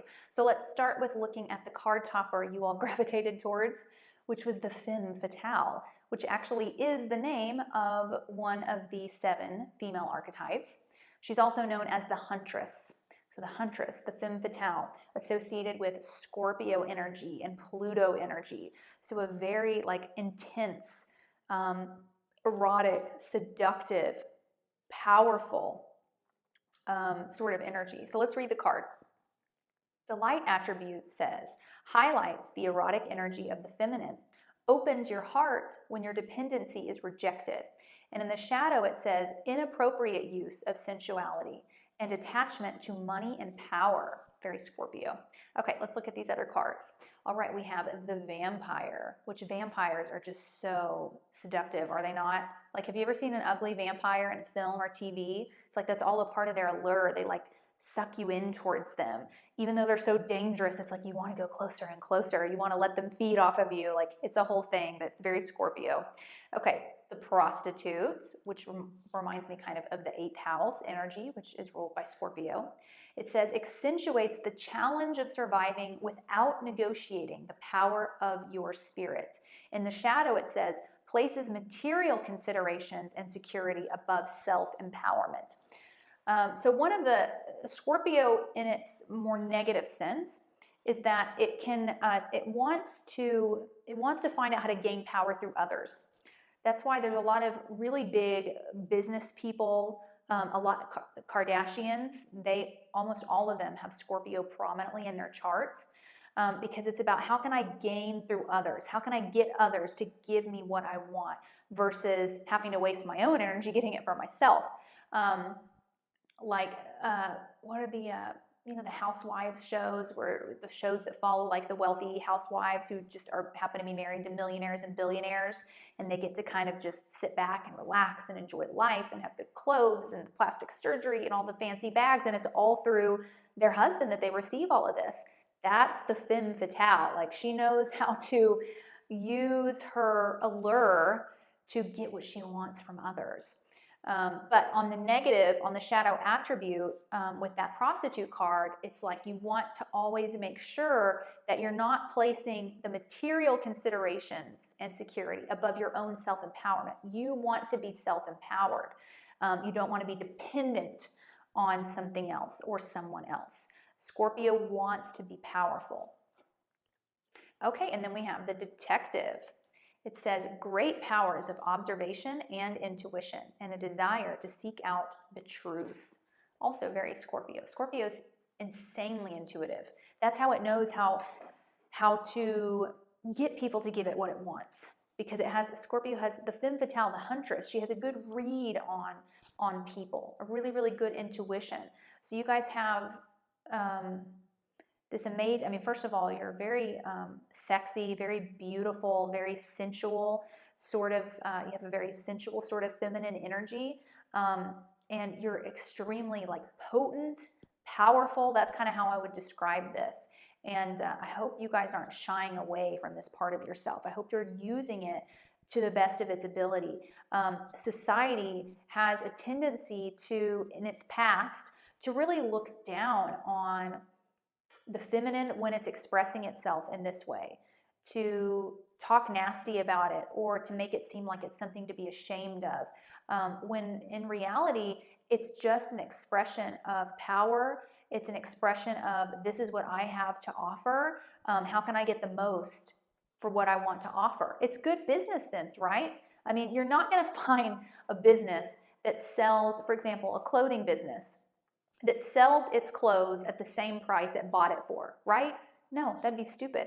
A good business owner is always going to sell their clothes, you know, a few dollars more than what they bought it for because they want to make a profit, right?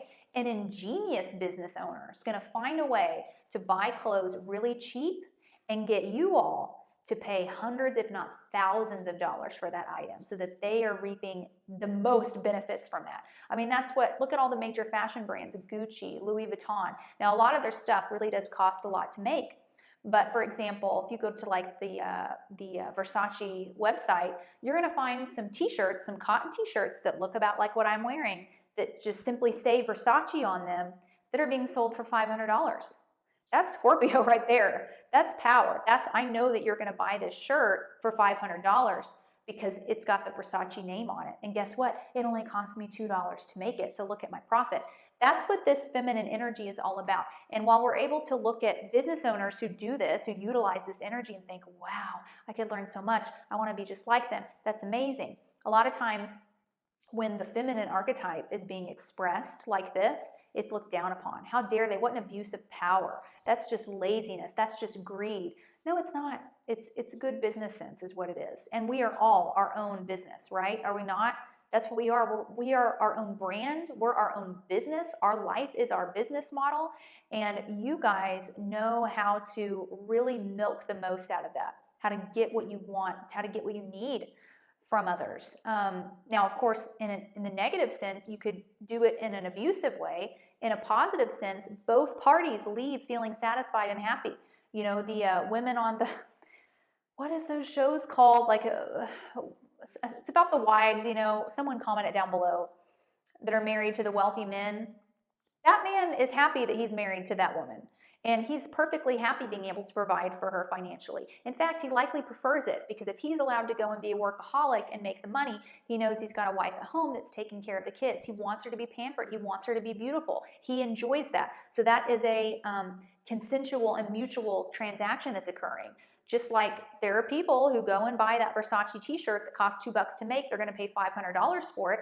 They're aware it didn't cost a lot to make it. They don't care. They walk away happy. They receive it in the mail. They're satisfied. So that is the beauty of this femme fatale huntress sort of energy. When you're doing it in a way that both people are walking away satisfied, that's great. There's nothing wrong with that. It's society sometimes that has a problem with that energy.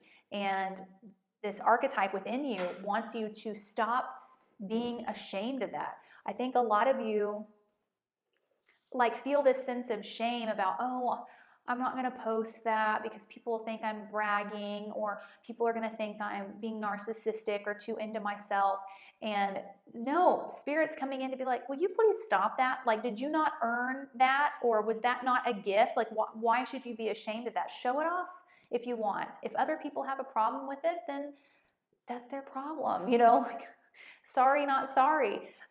Because for you, that's a really, with this feminine energy, it's a really good, you know, we all have an ego that needs to be tended to and taken care of. And depending on what your chart looks like, and I would say look at your sun in your chart, study the house it's in and the sign that it's in, as well as Venus. you can learn kind of, oh, this is what my ego needs in order to feel healthy, to feel bold, bright, strong.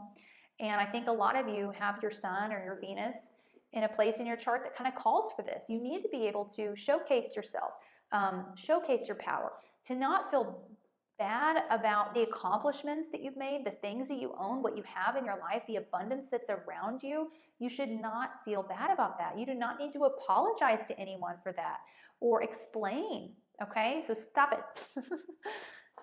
All right, we have the Scorpio card, the animal, and Pluto, transformation.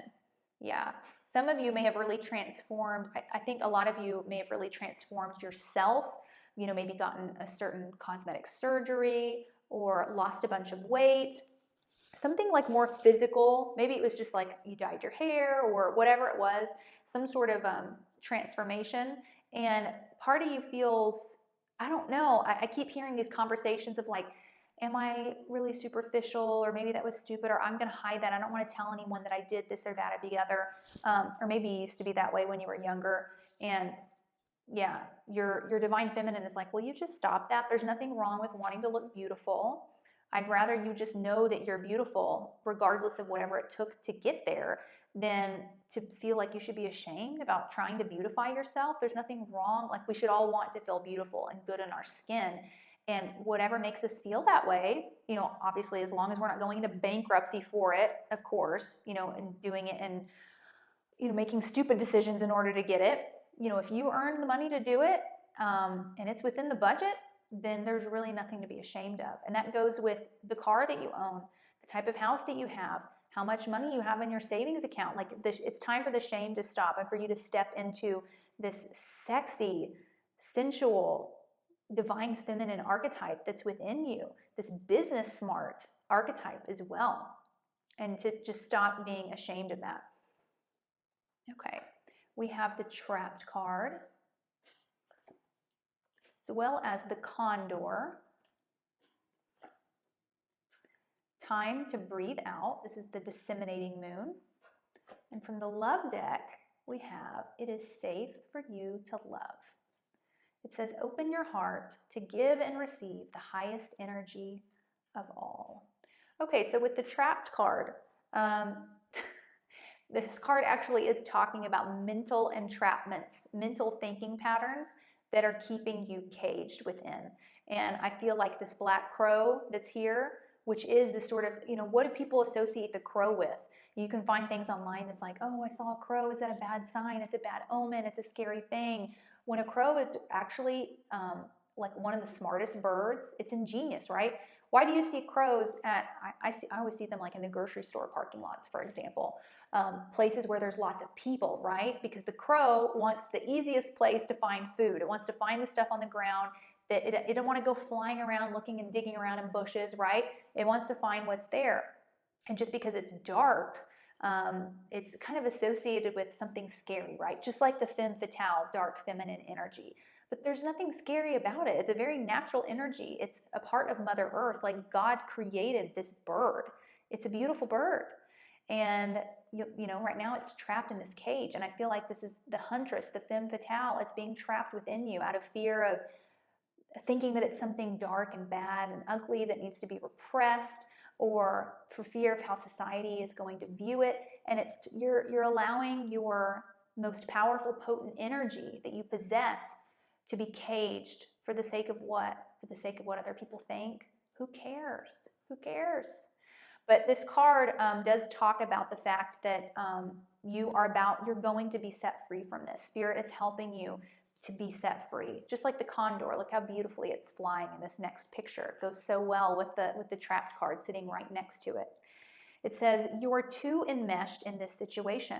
So step back and see the bigger picture before making any decisions or taking action. The Disseminating Moon says, take time to breathe out, which is also, you know, a card that's like, don't take any action. Right now is the time to breathe, to just chill. The Trapped card kind of talks about that too. Like, you're going to be set free from this cage soon, and Spirit will notify you when the door is open and you can fly free. So for some of you, you could be in a situation where this femme fatale, this huntress within you, just can't be expressed. Maybe you're living under your parents' roof, for example. You're not in the right society. You're in a place where it would be dangerous, something like that.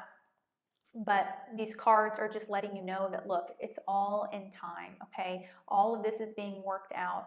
Take a step back, look at the bigger picture. This sucks right now. You feel super trapped right now, but this is all going to be taken care of in a matter of a few months' time. So just relax. Don't worry, okay? Take time to breathe out.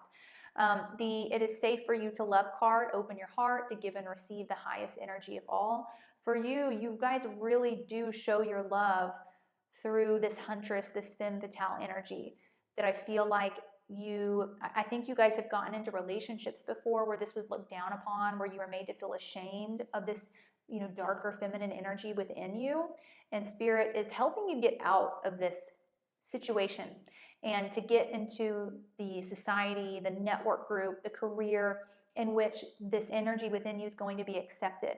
And they're trying to bring you the right romantic partners as well that aren't going to shame you for this energy. Some of you could have grown up in like very religious sort of households that were quite stifling. Maybe your first few boyfriends or your first husband was very religious. And when you wanted to express and explore your more sexual side, that was like, oh, gross, that's wrong, that's sinful. I think a lot of you, were in situations like that. That's all clearing out now, okay, so that you can express this, because it's not something you should be ashamed of. You should feel empowered to embrace this within you. And it's time for you to begin accepting this. Oh, my battery's about to die. Accepting this and expressing it in your everyday life. All right, we have the Seven of Swords in the tarot. Ooh, the Ace of Cups. And the Page of Pentacles. Okay, so Seven of Swords is about kind of sneaking around, sneaking out, getting the heck out of Dodge. The story of this card is actually that this guy was drafted into the war during a time where there was no option for men. Like, you get drafted, you have to go. And so he waited until everyone, he went off to war, set up camp, and then waited for nighttime to come and everyone go to sleep. And he was like, I'm getting the heck out of here. I don't care if I'm supposed to be here doing this. This is not a part of my life purpose. I don't want to risk my life for this country. And he even grabbed a few supplies and snuck out, ran away, became a deserter. So I feel like there is something, some sort of group or job or relationship that you're a part of that it's like you feel like you've been signed up for some sort of duty that doesn't suit you. It doesn't fit with you, whether it be a religious belief, a cultural background, an arranged marriage, a certain career that your parents have pushed you towards, or a certain college they wanted you to go into, or whatever. And you're finally just like, you know what? This isn't for me. I'm getting out of this. I need to be where I can express myself fully, my beliefs, my ideas, my personality. And that's what you're walking towards. And Ace of Cups is all about like a brand new emotional beginning, fulfilling relationships. Like, this is summertime, the water's flowing, everything feels amazing. And not only that, but with the Page of Pentacles, well, first of all, some of you are going to have an earth sign child. You do currently, or you will soon. But for all of you, there is some sort of new learning experience that you're walking towards to bring you money, to help you get empowered. You're figuring out what it is you want to do to bring more money and abundance into your life, and you're going after it. It's in the younger stages. You're in the baby stages, okay? Because where you were before, you were really reliant on other people's knowledge and expertise for whatever it was you were doing or how you were living your life.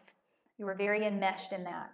And now you're kind of breaking away from that and empowering yourself.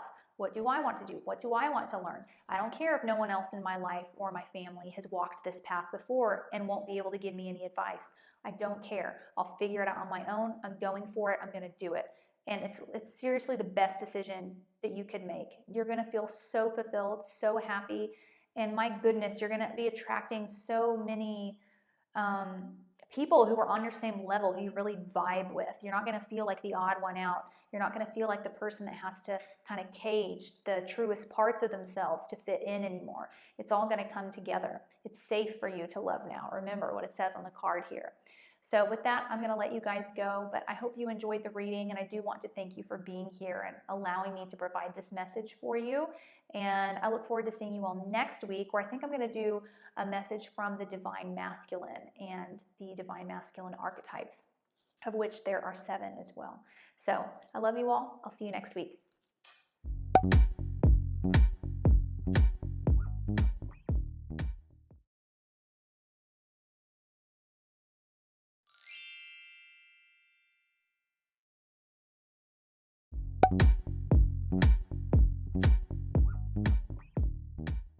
Hey group 6, welcome to your reading. I can't wait to see what divine feminine archetype is wanting to come through for you and what message they have for you. So let's start by taking a look at the card topper you all gravitated towards, which was the Goddess. Beautiful card. The light attribute says the feminine expressed through wisdom, nature, life force, and sensuality. The shadow attribute says exploitation of the female nature and form. And this card's actually associated with the divine feminine archetype of the lover, also known as the princess. And it's represented by Venus and by Taurus energy. So you all may have Taurus or Venus prominently in your natal chart, but you don't have to.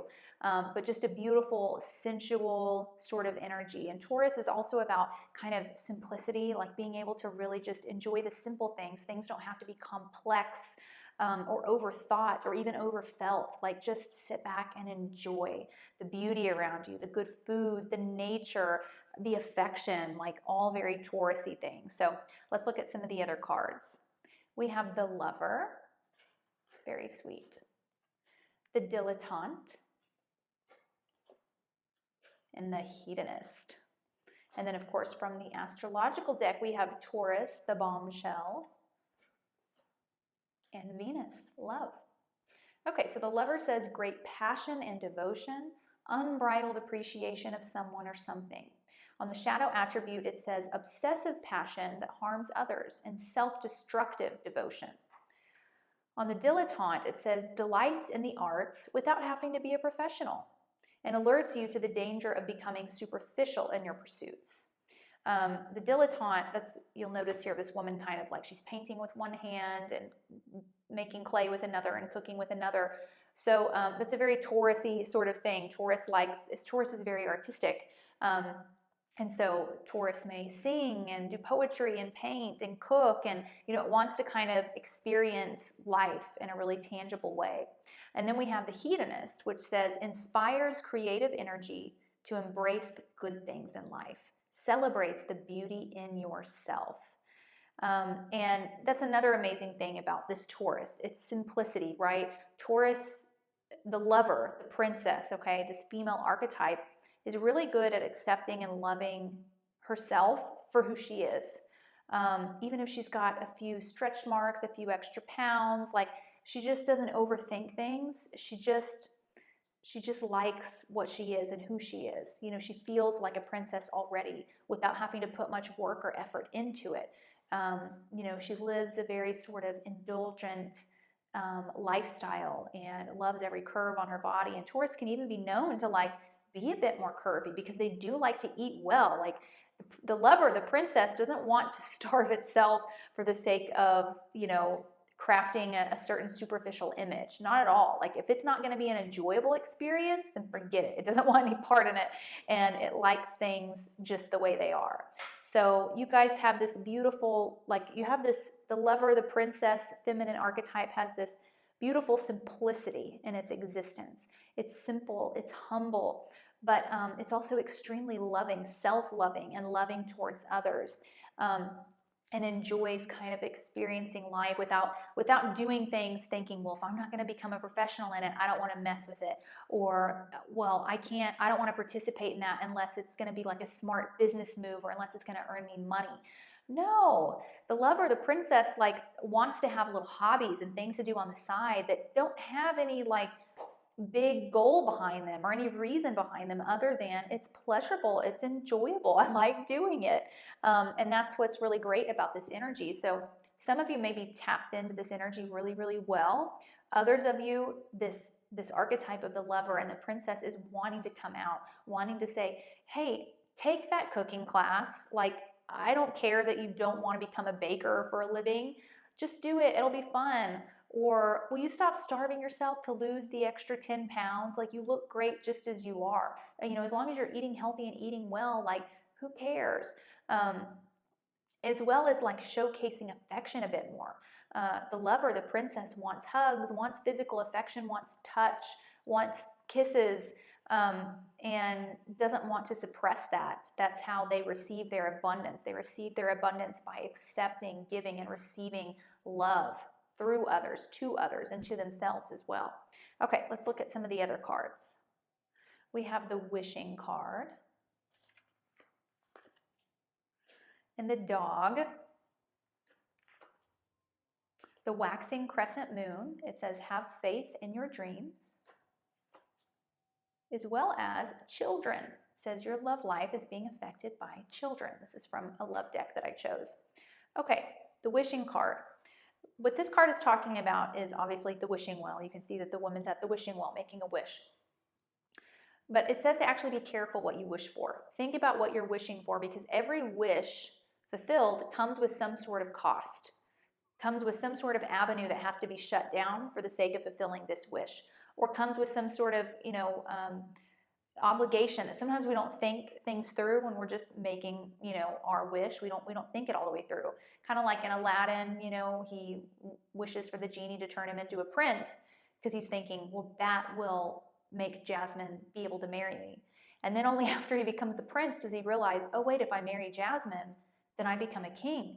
I don't want to be a king. I don't want to be a leader of a country. I've never been interested in that. Like, oh crap, I didn't think this all the way through. There's something in your life that you've been wishing for that you need to double check. You need to double check it and maybe get a reality check on it. It's not that what you're wishing for is the wrong wish, because I see here to have faith in your dreams, okay? That's encouraging you. But your divine feminine archetype is wanting you to have a more realistic approach about what it is you're wishing for and working towards and what exactly it means. All of the pros and all of the cons. Because I do think that there are some cons that you haven't recognized yet that are going to come as a shock to you if you don't get a good reality check on it right now, if that makes sense. So maybe it's like you want to become a lawyer or a doctor, because you just know that's what you want to do, and that's great. But if you don't prepare yourself for what exactly that means, the schooling that goes behind it, the years and the time and the effort that go behind it, then you could run into a burnout sort of situation. Or you could, once that kind of hits you in the face, make you scared and run away. So your divine feminine is trying to kind of strengthen you and prep you for some dreams that you have in mind for yourself. And wants you to kind of keep making those wishes, but do it from a very sort of conscious place, realizing what that wish being fulfilled will cost you as well as what it will give you, just having a more realistic approach about it. Okay, on the dog card, it says, your loyalty and faithfulness is misplaced by serving too many masters. That reminds me of the dilettante card, because this is a woman who's kind of got her hand in 6 different pots. She's trying out all sorts of things, which is what's so beautiful about this lover, this princess sort of energy. Because what is a princess? A princess is a young girl, right? A princess does not rule the kingdom. She's not the queen. She's not the king. She's the young, wealthy girl getting to grow up in the castle and spend her days as she wants to, right? So of course she's going to have her hands in everything. She's got time to learn how to do this, to learn how to play that. And that's what's so beautiful about this energy. But something in regards to your dreams, what you're wishing for, where you're wanting your life to head, you are misplacing your energy. You've got your hands on a little too many ideas, I think, is what it is. And that's that exciting feminine lover princess energy within you that's like just this wonderful dreamer, a very idealistic sort of dreamer, but you're at this phase in your life where spirit is like, we're really wanting to help build something with you. And so it's time to kind of hone in that energy and focus it on where it is you want to go. Figure out where it is you want to go, how you want to get there, and get really, really adult about it, okay? The children, the love life is affected by children. For some of you, that's a literal thing. Perhaps what I'm talking about has to do with your love life and pregnancy or children that you have. But for all of you, this ties into that message of the princess, your archetype of the princess, which is a child. And this is about your inner child and learning how to guide your inner child. You're being guided by your inner child very often, which is beautiful. But sometimes for you, there needs to be a switch where it's like, okay, now I'm going to be the adult guiding my inner child. Inner child, where are you wanting to go? What makes you happy? Let me figure out how to make that happen. You know, and your inner child may be like, well, I want to go do this, and then I want to do that, and then that'll make me happy, and that'll make me happy. And then you need that adult that's like, okay, I'm listening, I heard. Why don't we focus on this for right now, and leading them. So that's kind of, you're at this interesting sort of crossroads in your life where you're doing some very adult things that require an adult energy to guide that little princess that's within you, that lovely little princess within you. Okay, let's look at the tarot. We have the Nine of Pentacles, the Five of Pentacles, and the Seven of Pentacles. So we've got all pentacle cards. This is earth energy, Taurus, Virgo, Capricorn, very much ties into the lover and the princess archetype. But this also tells me that there are some very tangible things going on in your environment right now, probably related to career and money, but could even be related to your house, your finances, your car, where you're living, like these your kids, these tangible sort of things. And I also get a sense that a lot of you, I think, grew up in a sort of abundant household, like you were literally little princesses growing up. Maybe daddy's little princess, for example, had a lot of abundance around you and had these big dreams for your life. And I almost feel that for some of you, maybe there was like a bankruptcy or a divorce that very suddenly erupted your finances. Like I'm talking about as a child. Maybe not though, maybe it could have been a divorce later on, like for yourself, but I'm getting more as a child this happened.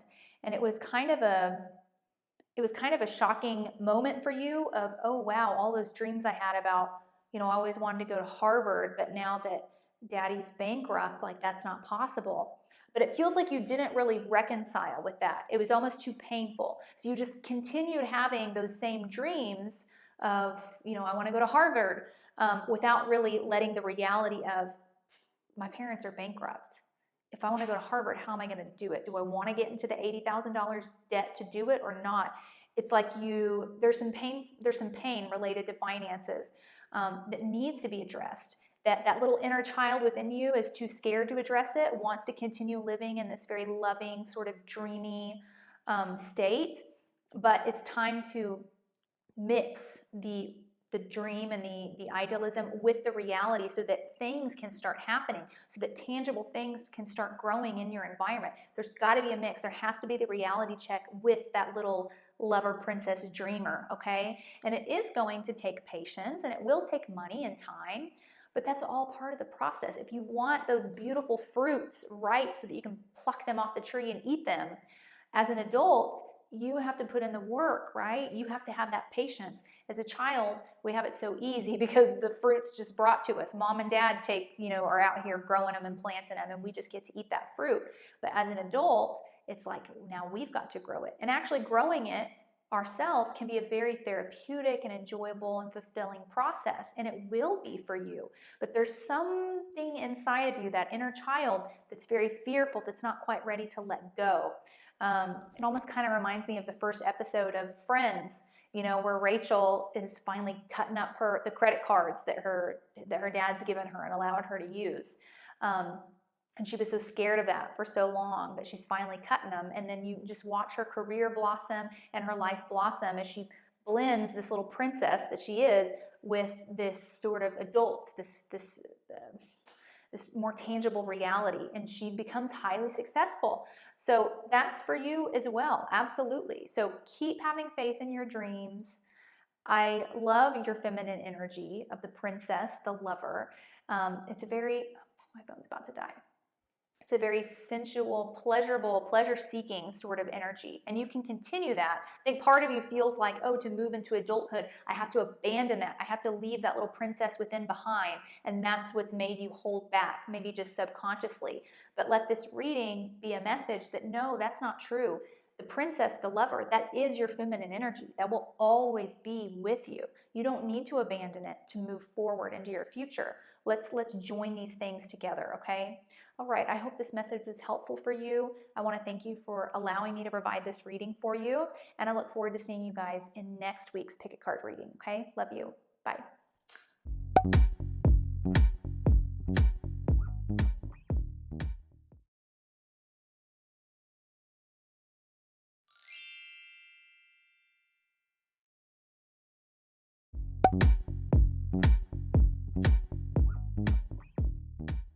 Hey Pile 7, welcome to your reading. Oh, let me fix my earring. I can't wait to see which divine feminine archetype is wanting to come through for you, what message they have for you. So let's get into this. I want to start by looking at the card topper you all gravitated towards, which was the Virgin. Beautiful energy. It says on the light attribute, maintaining symbolic purity of heart and spirit. On the shadow attribute, it says fear of intimate union. And this card is associated with the divine feminine archetype of the maiden, of the damsel in distress. And it's associated with Virgo energy as well as Chiron, which we have here in the cards. Chiron is an asteroid of the healer and of healing and of pain. It's the wounded healer in our chart, and it co-rules Virgo energy. And then, of course, we have Virgo, the alchemist. It says methodical, aligned, efficient, insightful, healthy, dutiful, discerning, subtle, pure, refined, critical, nervous, and perfectionist. Let's look at some of the other archetype cards. Okay, we have the damsel, as well as the slave and the angel. So on the damsel card, it says, understanding the nature of healthy romance inspires you to rely on yourself. And the shadow attribute, it says, waiting for a knight to provide for you and seduction by romantic illusion. The slave card says, surrendering your power of choice to the divine with complete trust. And in the shadow, it says, giving your willpower to an external authority out of fear of making your own choices. The angel card says, helping those in need with no expectation of return. And in the shadow, it says, acting innocent or angelic.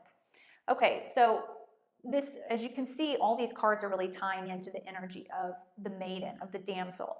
The maiden is just like the virgin, just like Virgo, which is represented by the virgin. It's about purity, symbolic purity, innocence, naivety, just this pureness. You just think of like pure white when you think of the maiden. It's fresh, it's young, it's naive. So it's a very untouched sort of energy. It's an energy that hasn't been tainted, it hasn't been spoiled. It's just very pure. Like with this divine feminine archetype, you have an energy that really allows people to trust you fully. People just trust your divine feminine energy. They don't have any need to fear you. They don't have any need to question you. You just exude this purity and this innocence from you. It's absolutely beautiful. On the negative side of this energy can be a purity or an innocence that leaves you disempowered, one in which you truly believe yourself to be so unknowing, so incapable, that it's best leaving the decisions to others, decisions that affect you. I don't know how to make that decision.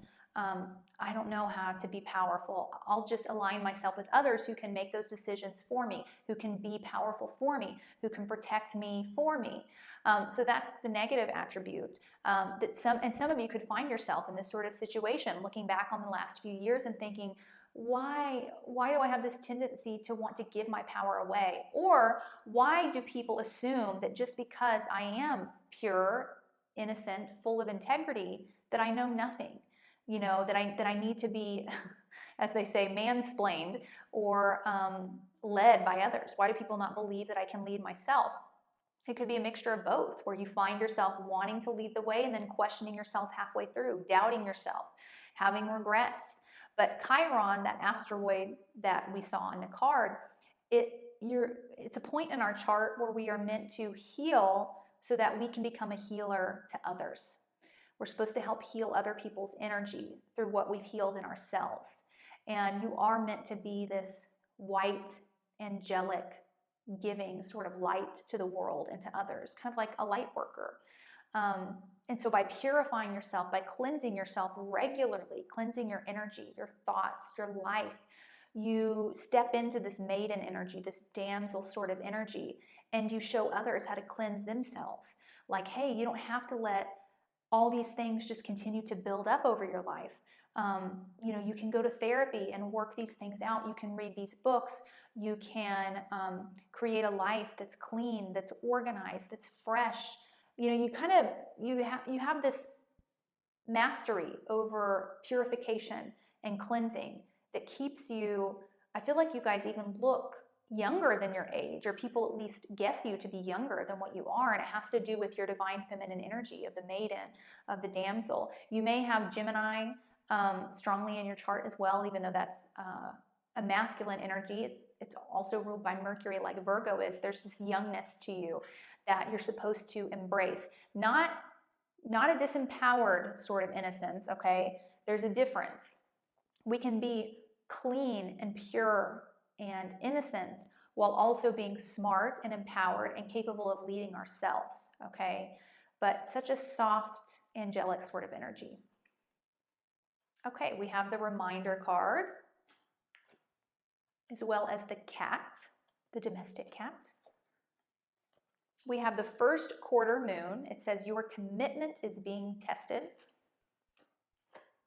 And from the love deck, it says pay attention to the red flags. It says the signs are cautioning you. Okay, so the reminder card, when that's pulled, this is Spirit saying, hey, don't forget about the knowledge that you have gained. This is a card that talks about how sometimes in life we'll make a mistake, regret it, and then we go and we make the mistake again, and then we regret it, and then we keep making mistakes. We never actually learn. It's like, whereas the experience we had gave us the knowledge we needed, we continue not using it. And Spirit's saying, don't keep doing that. Like, you don't need to make the mistake over and over again. You don't need to keep causing yourself that pain. You have the knowledge within you. You are not as naive as you think you are. Yes, you're innocent. Yes, you're pure. Yes, you're angelic, but that doesn't mean you're not wise. Use that wisdom. Do not victimize yourself or continue hurting yourself. Take a look back at the inventory of your life, of the knowledge that you've gained, and use it to move forward. Use it to make different decisions going forward. Do not forget your knowledge.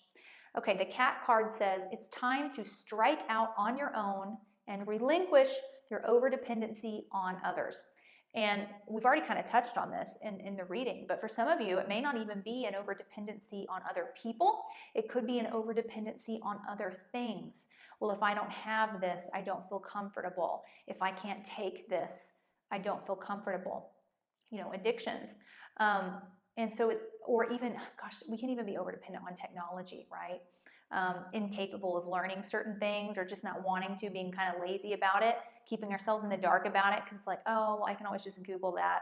So it's time to, just because you're this maiden, this damsel, this virgin sort of archetype, doesn't mean that you aren't also independent.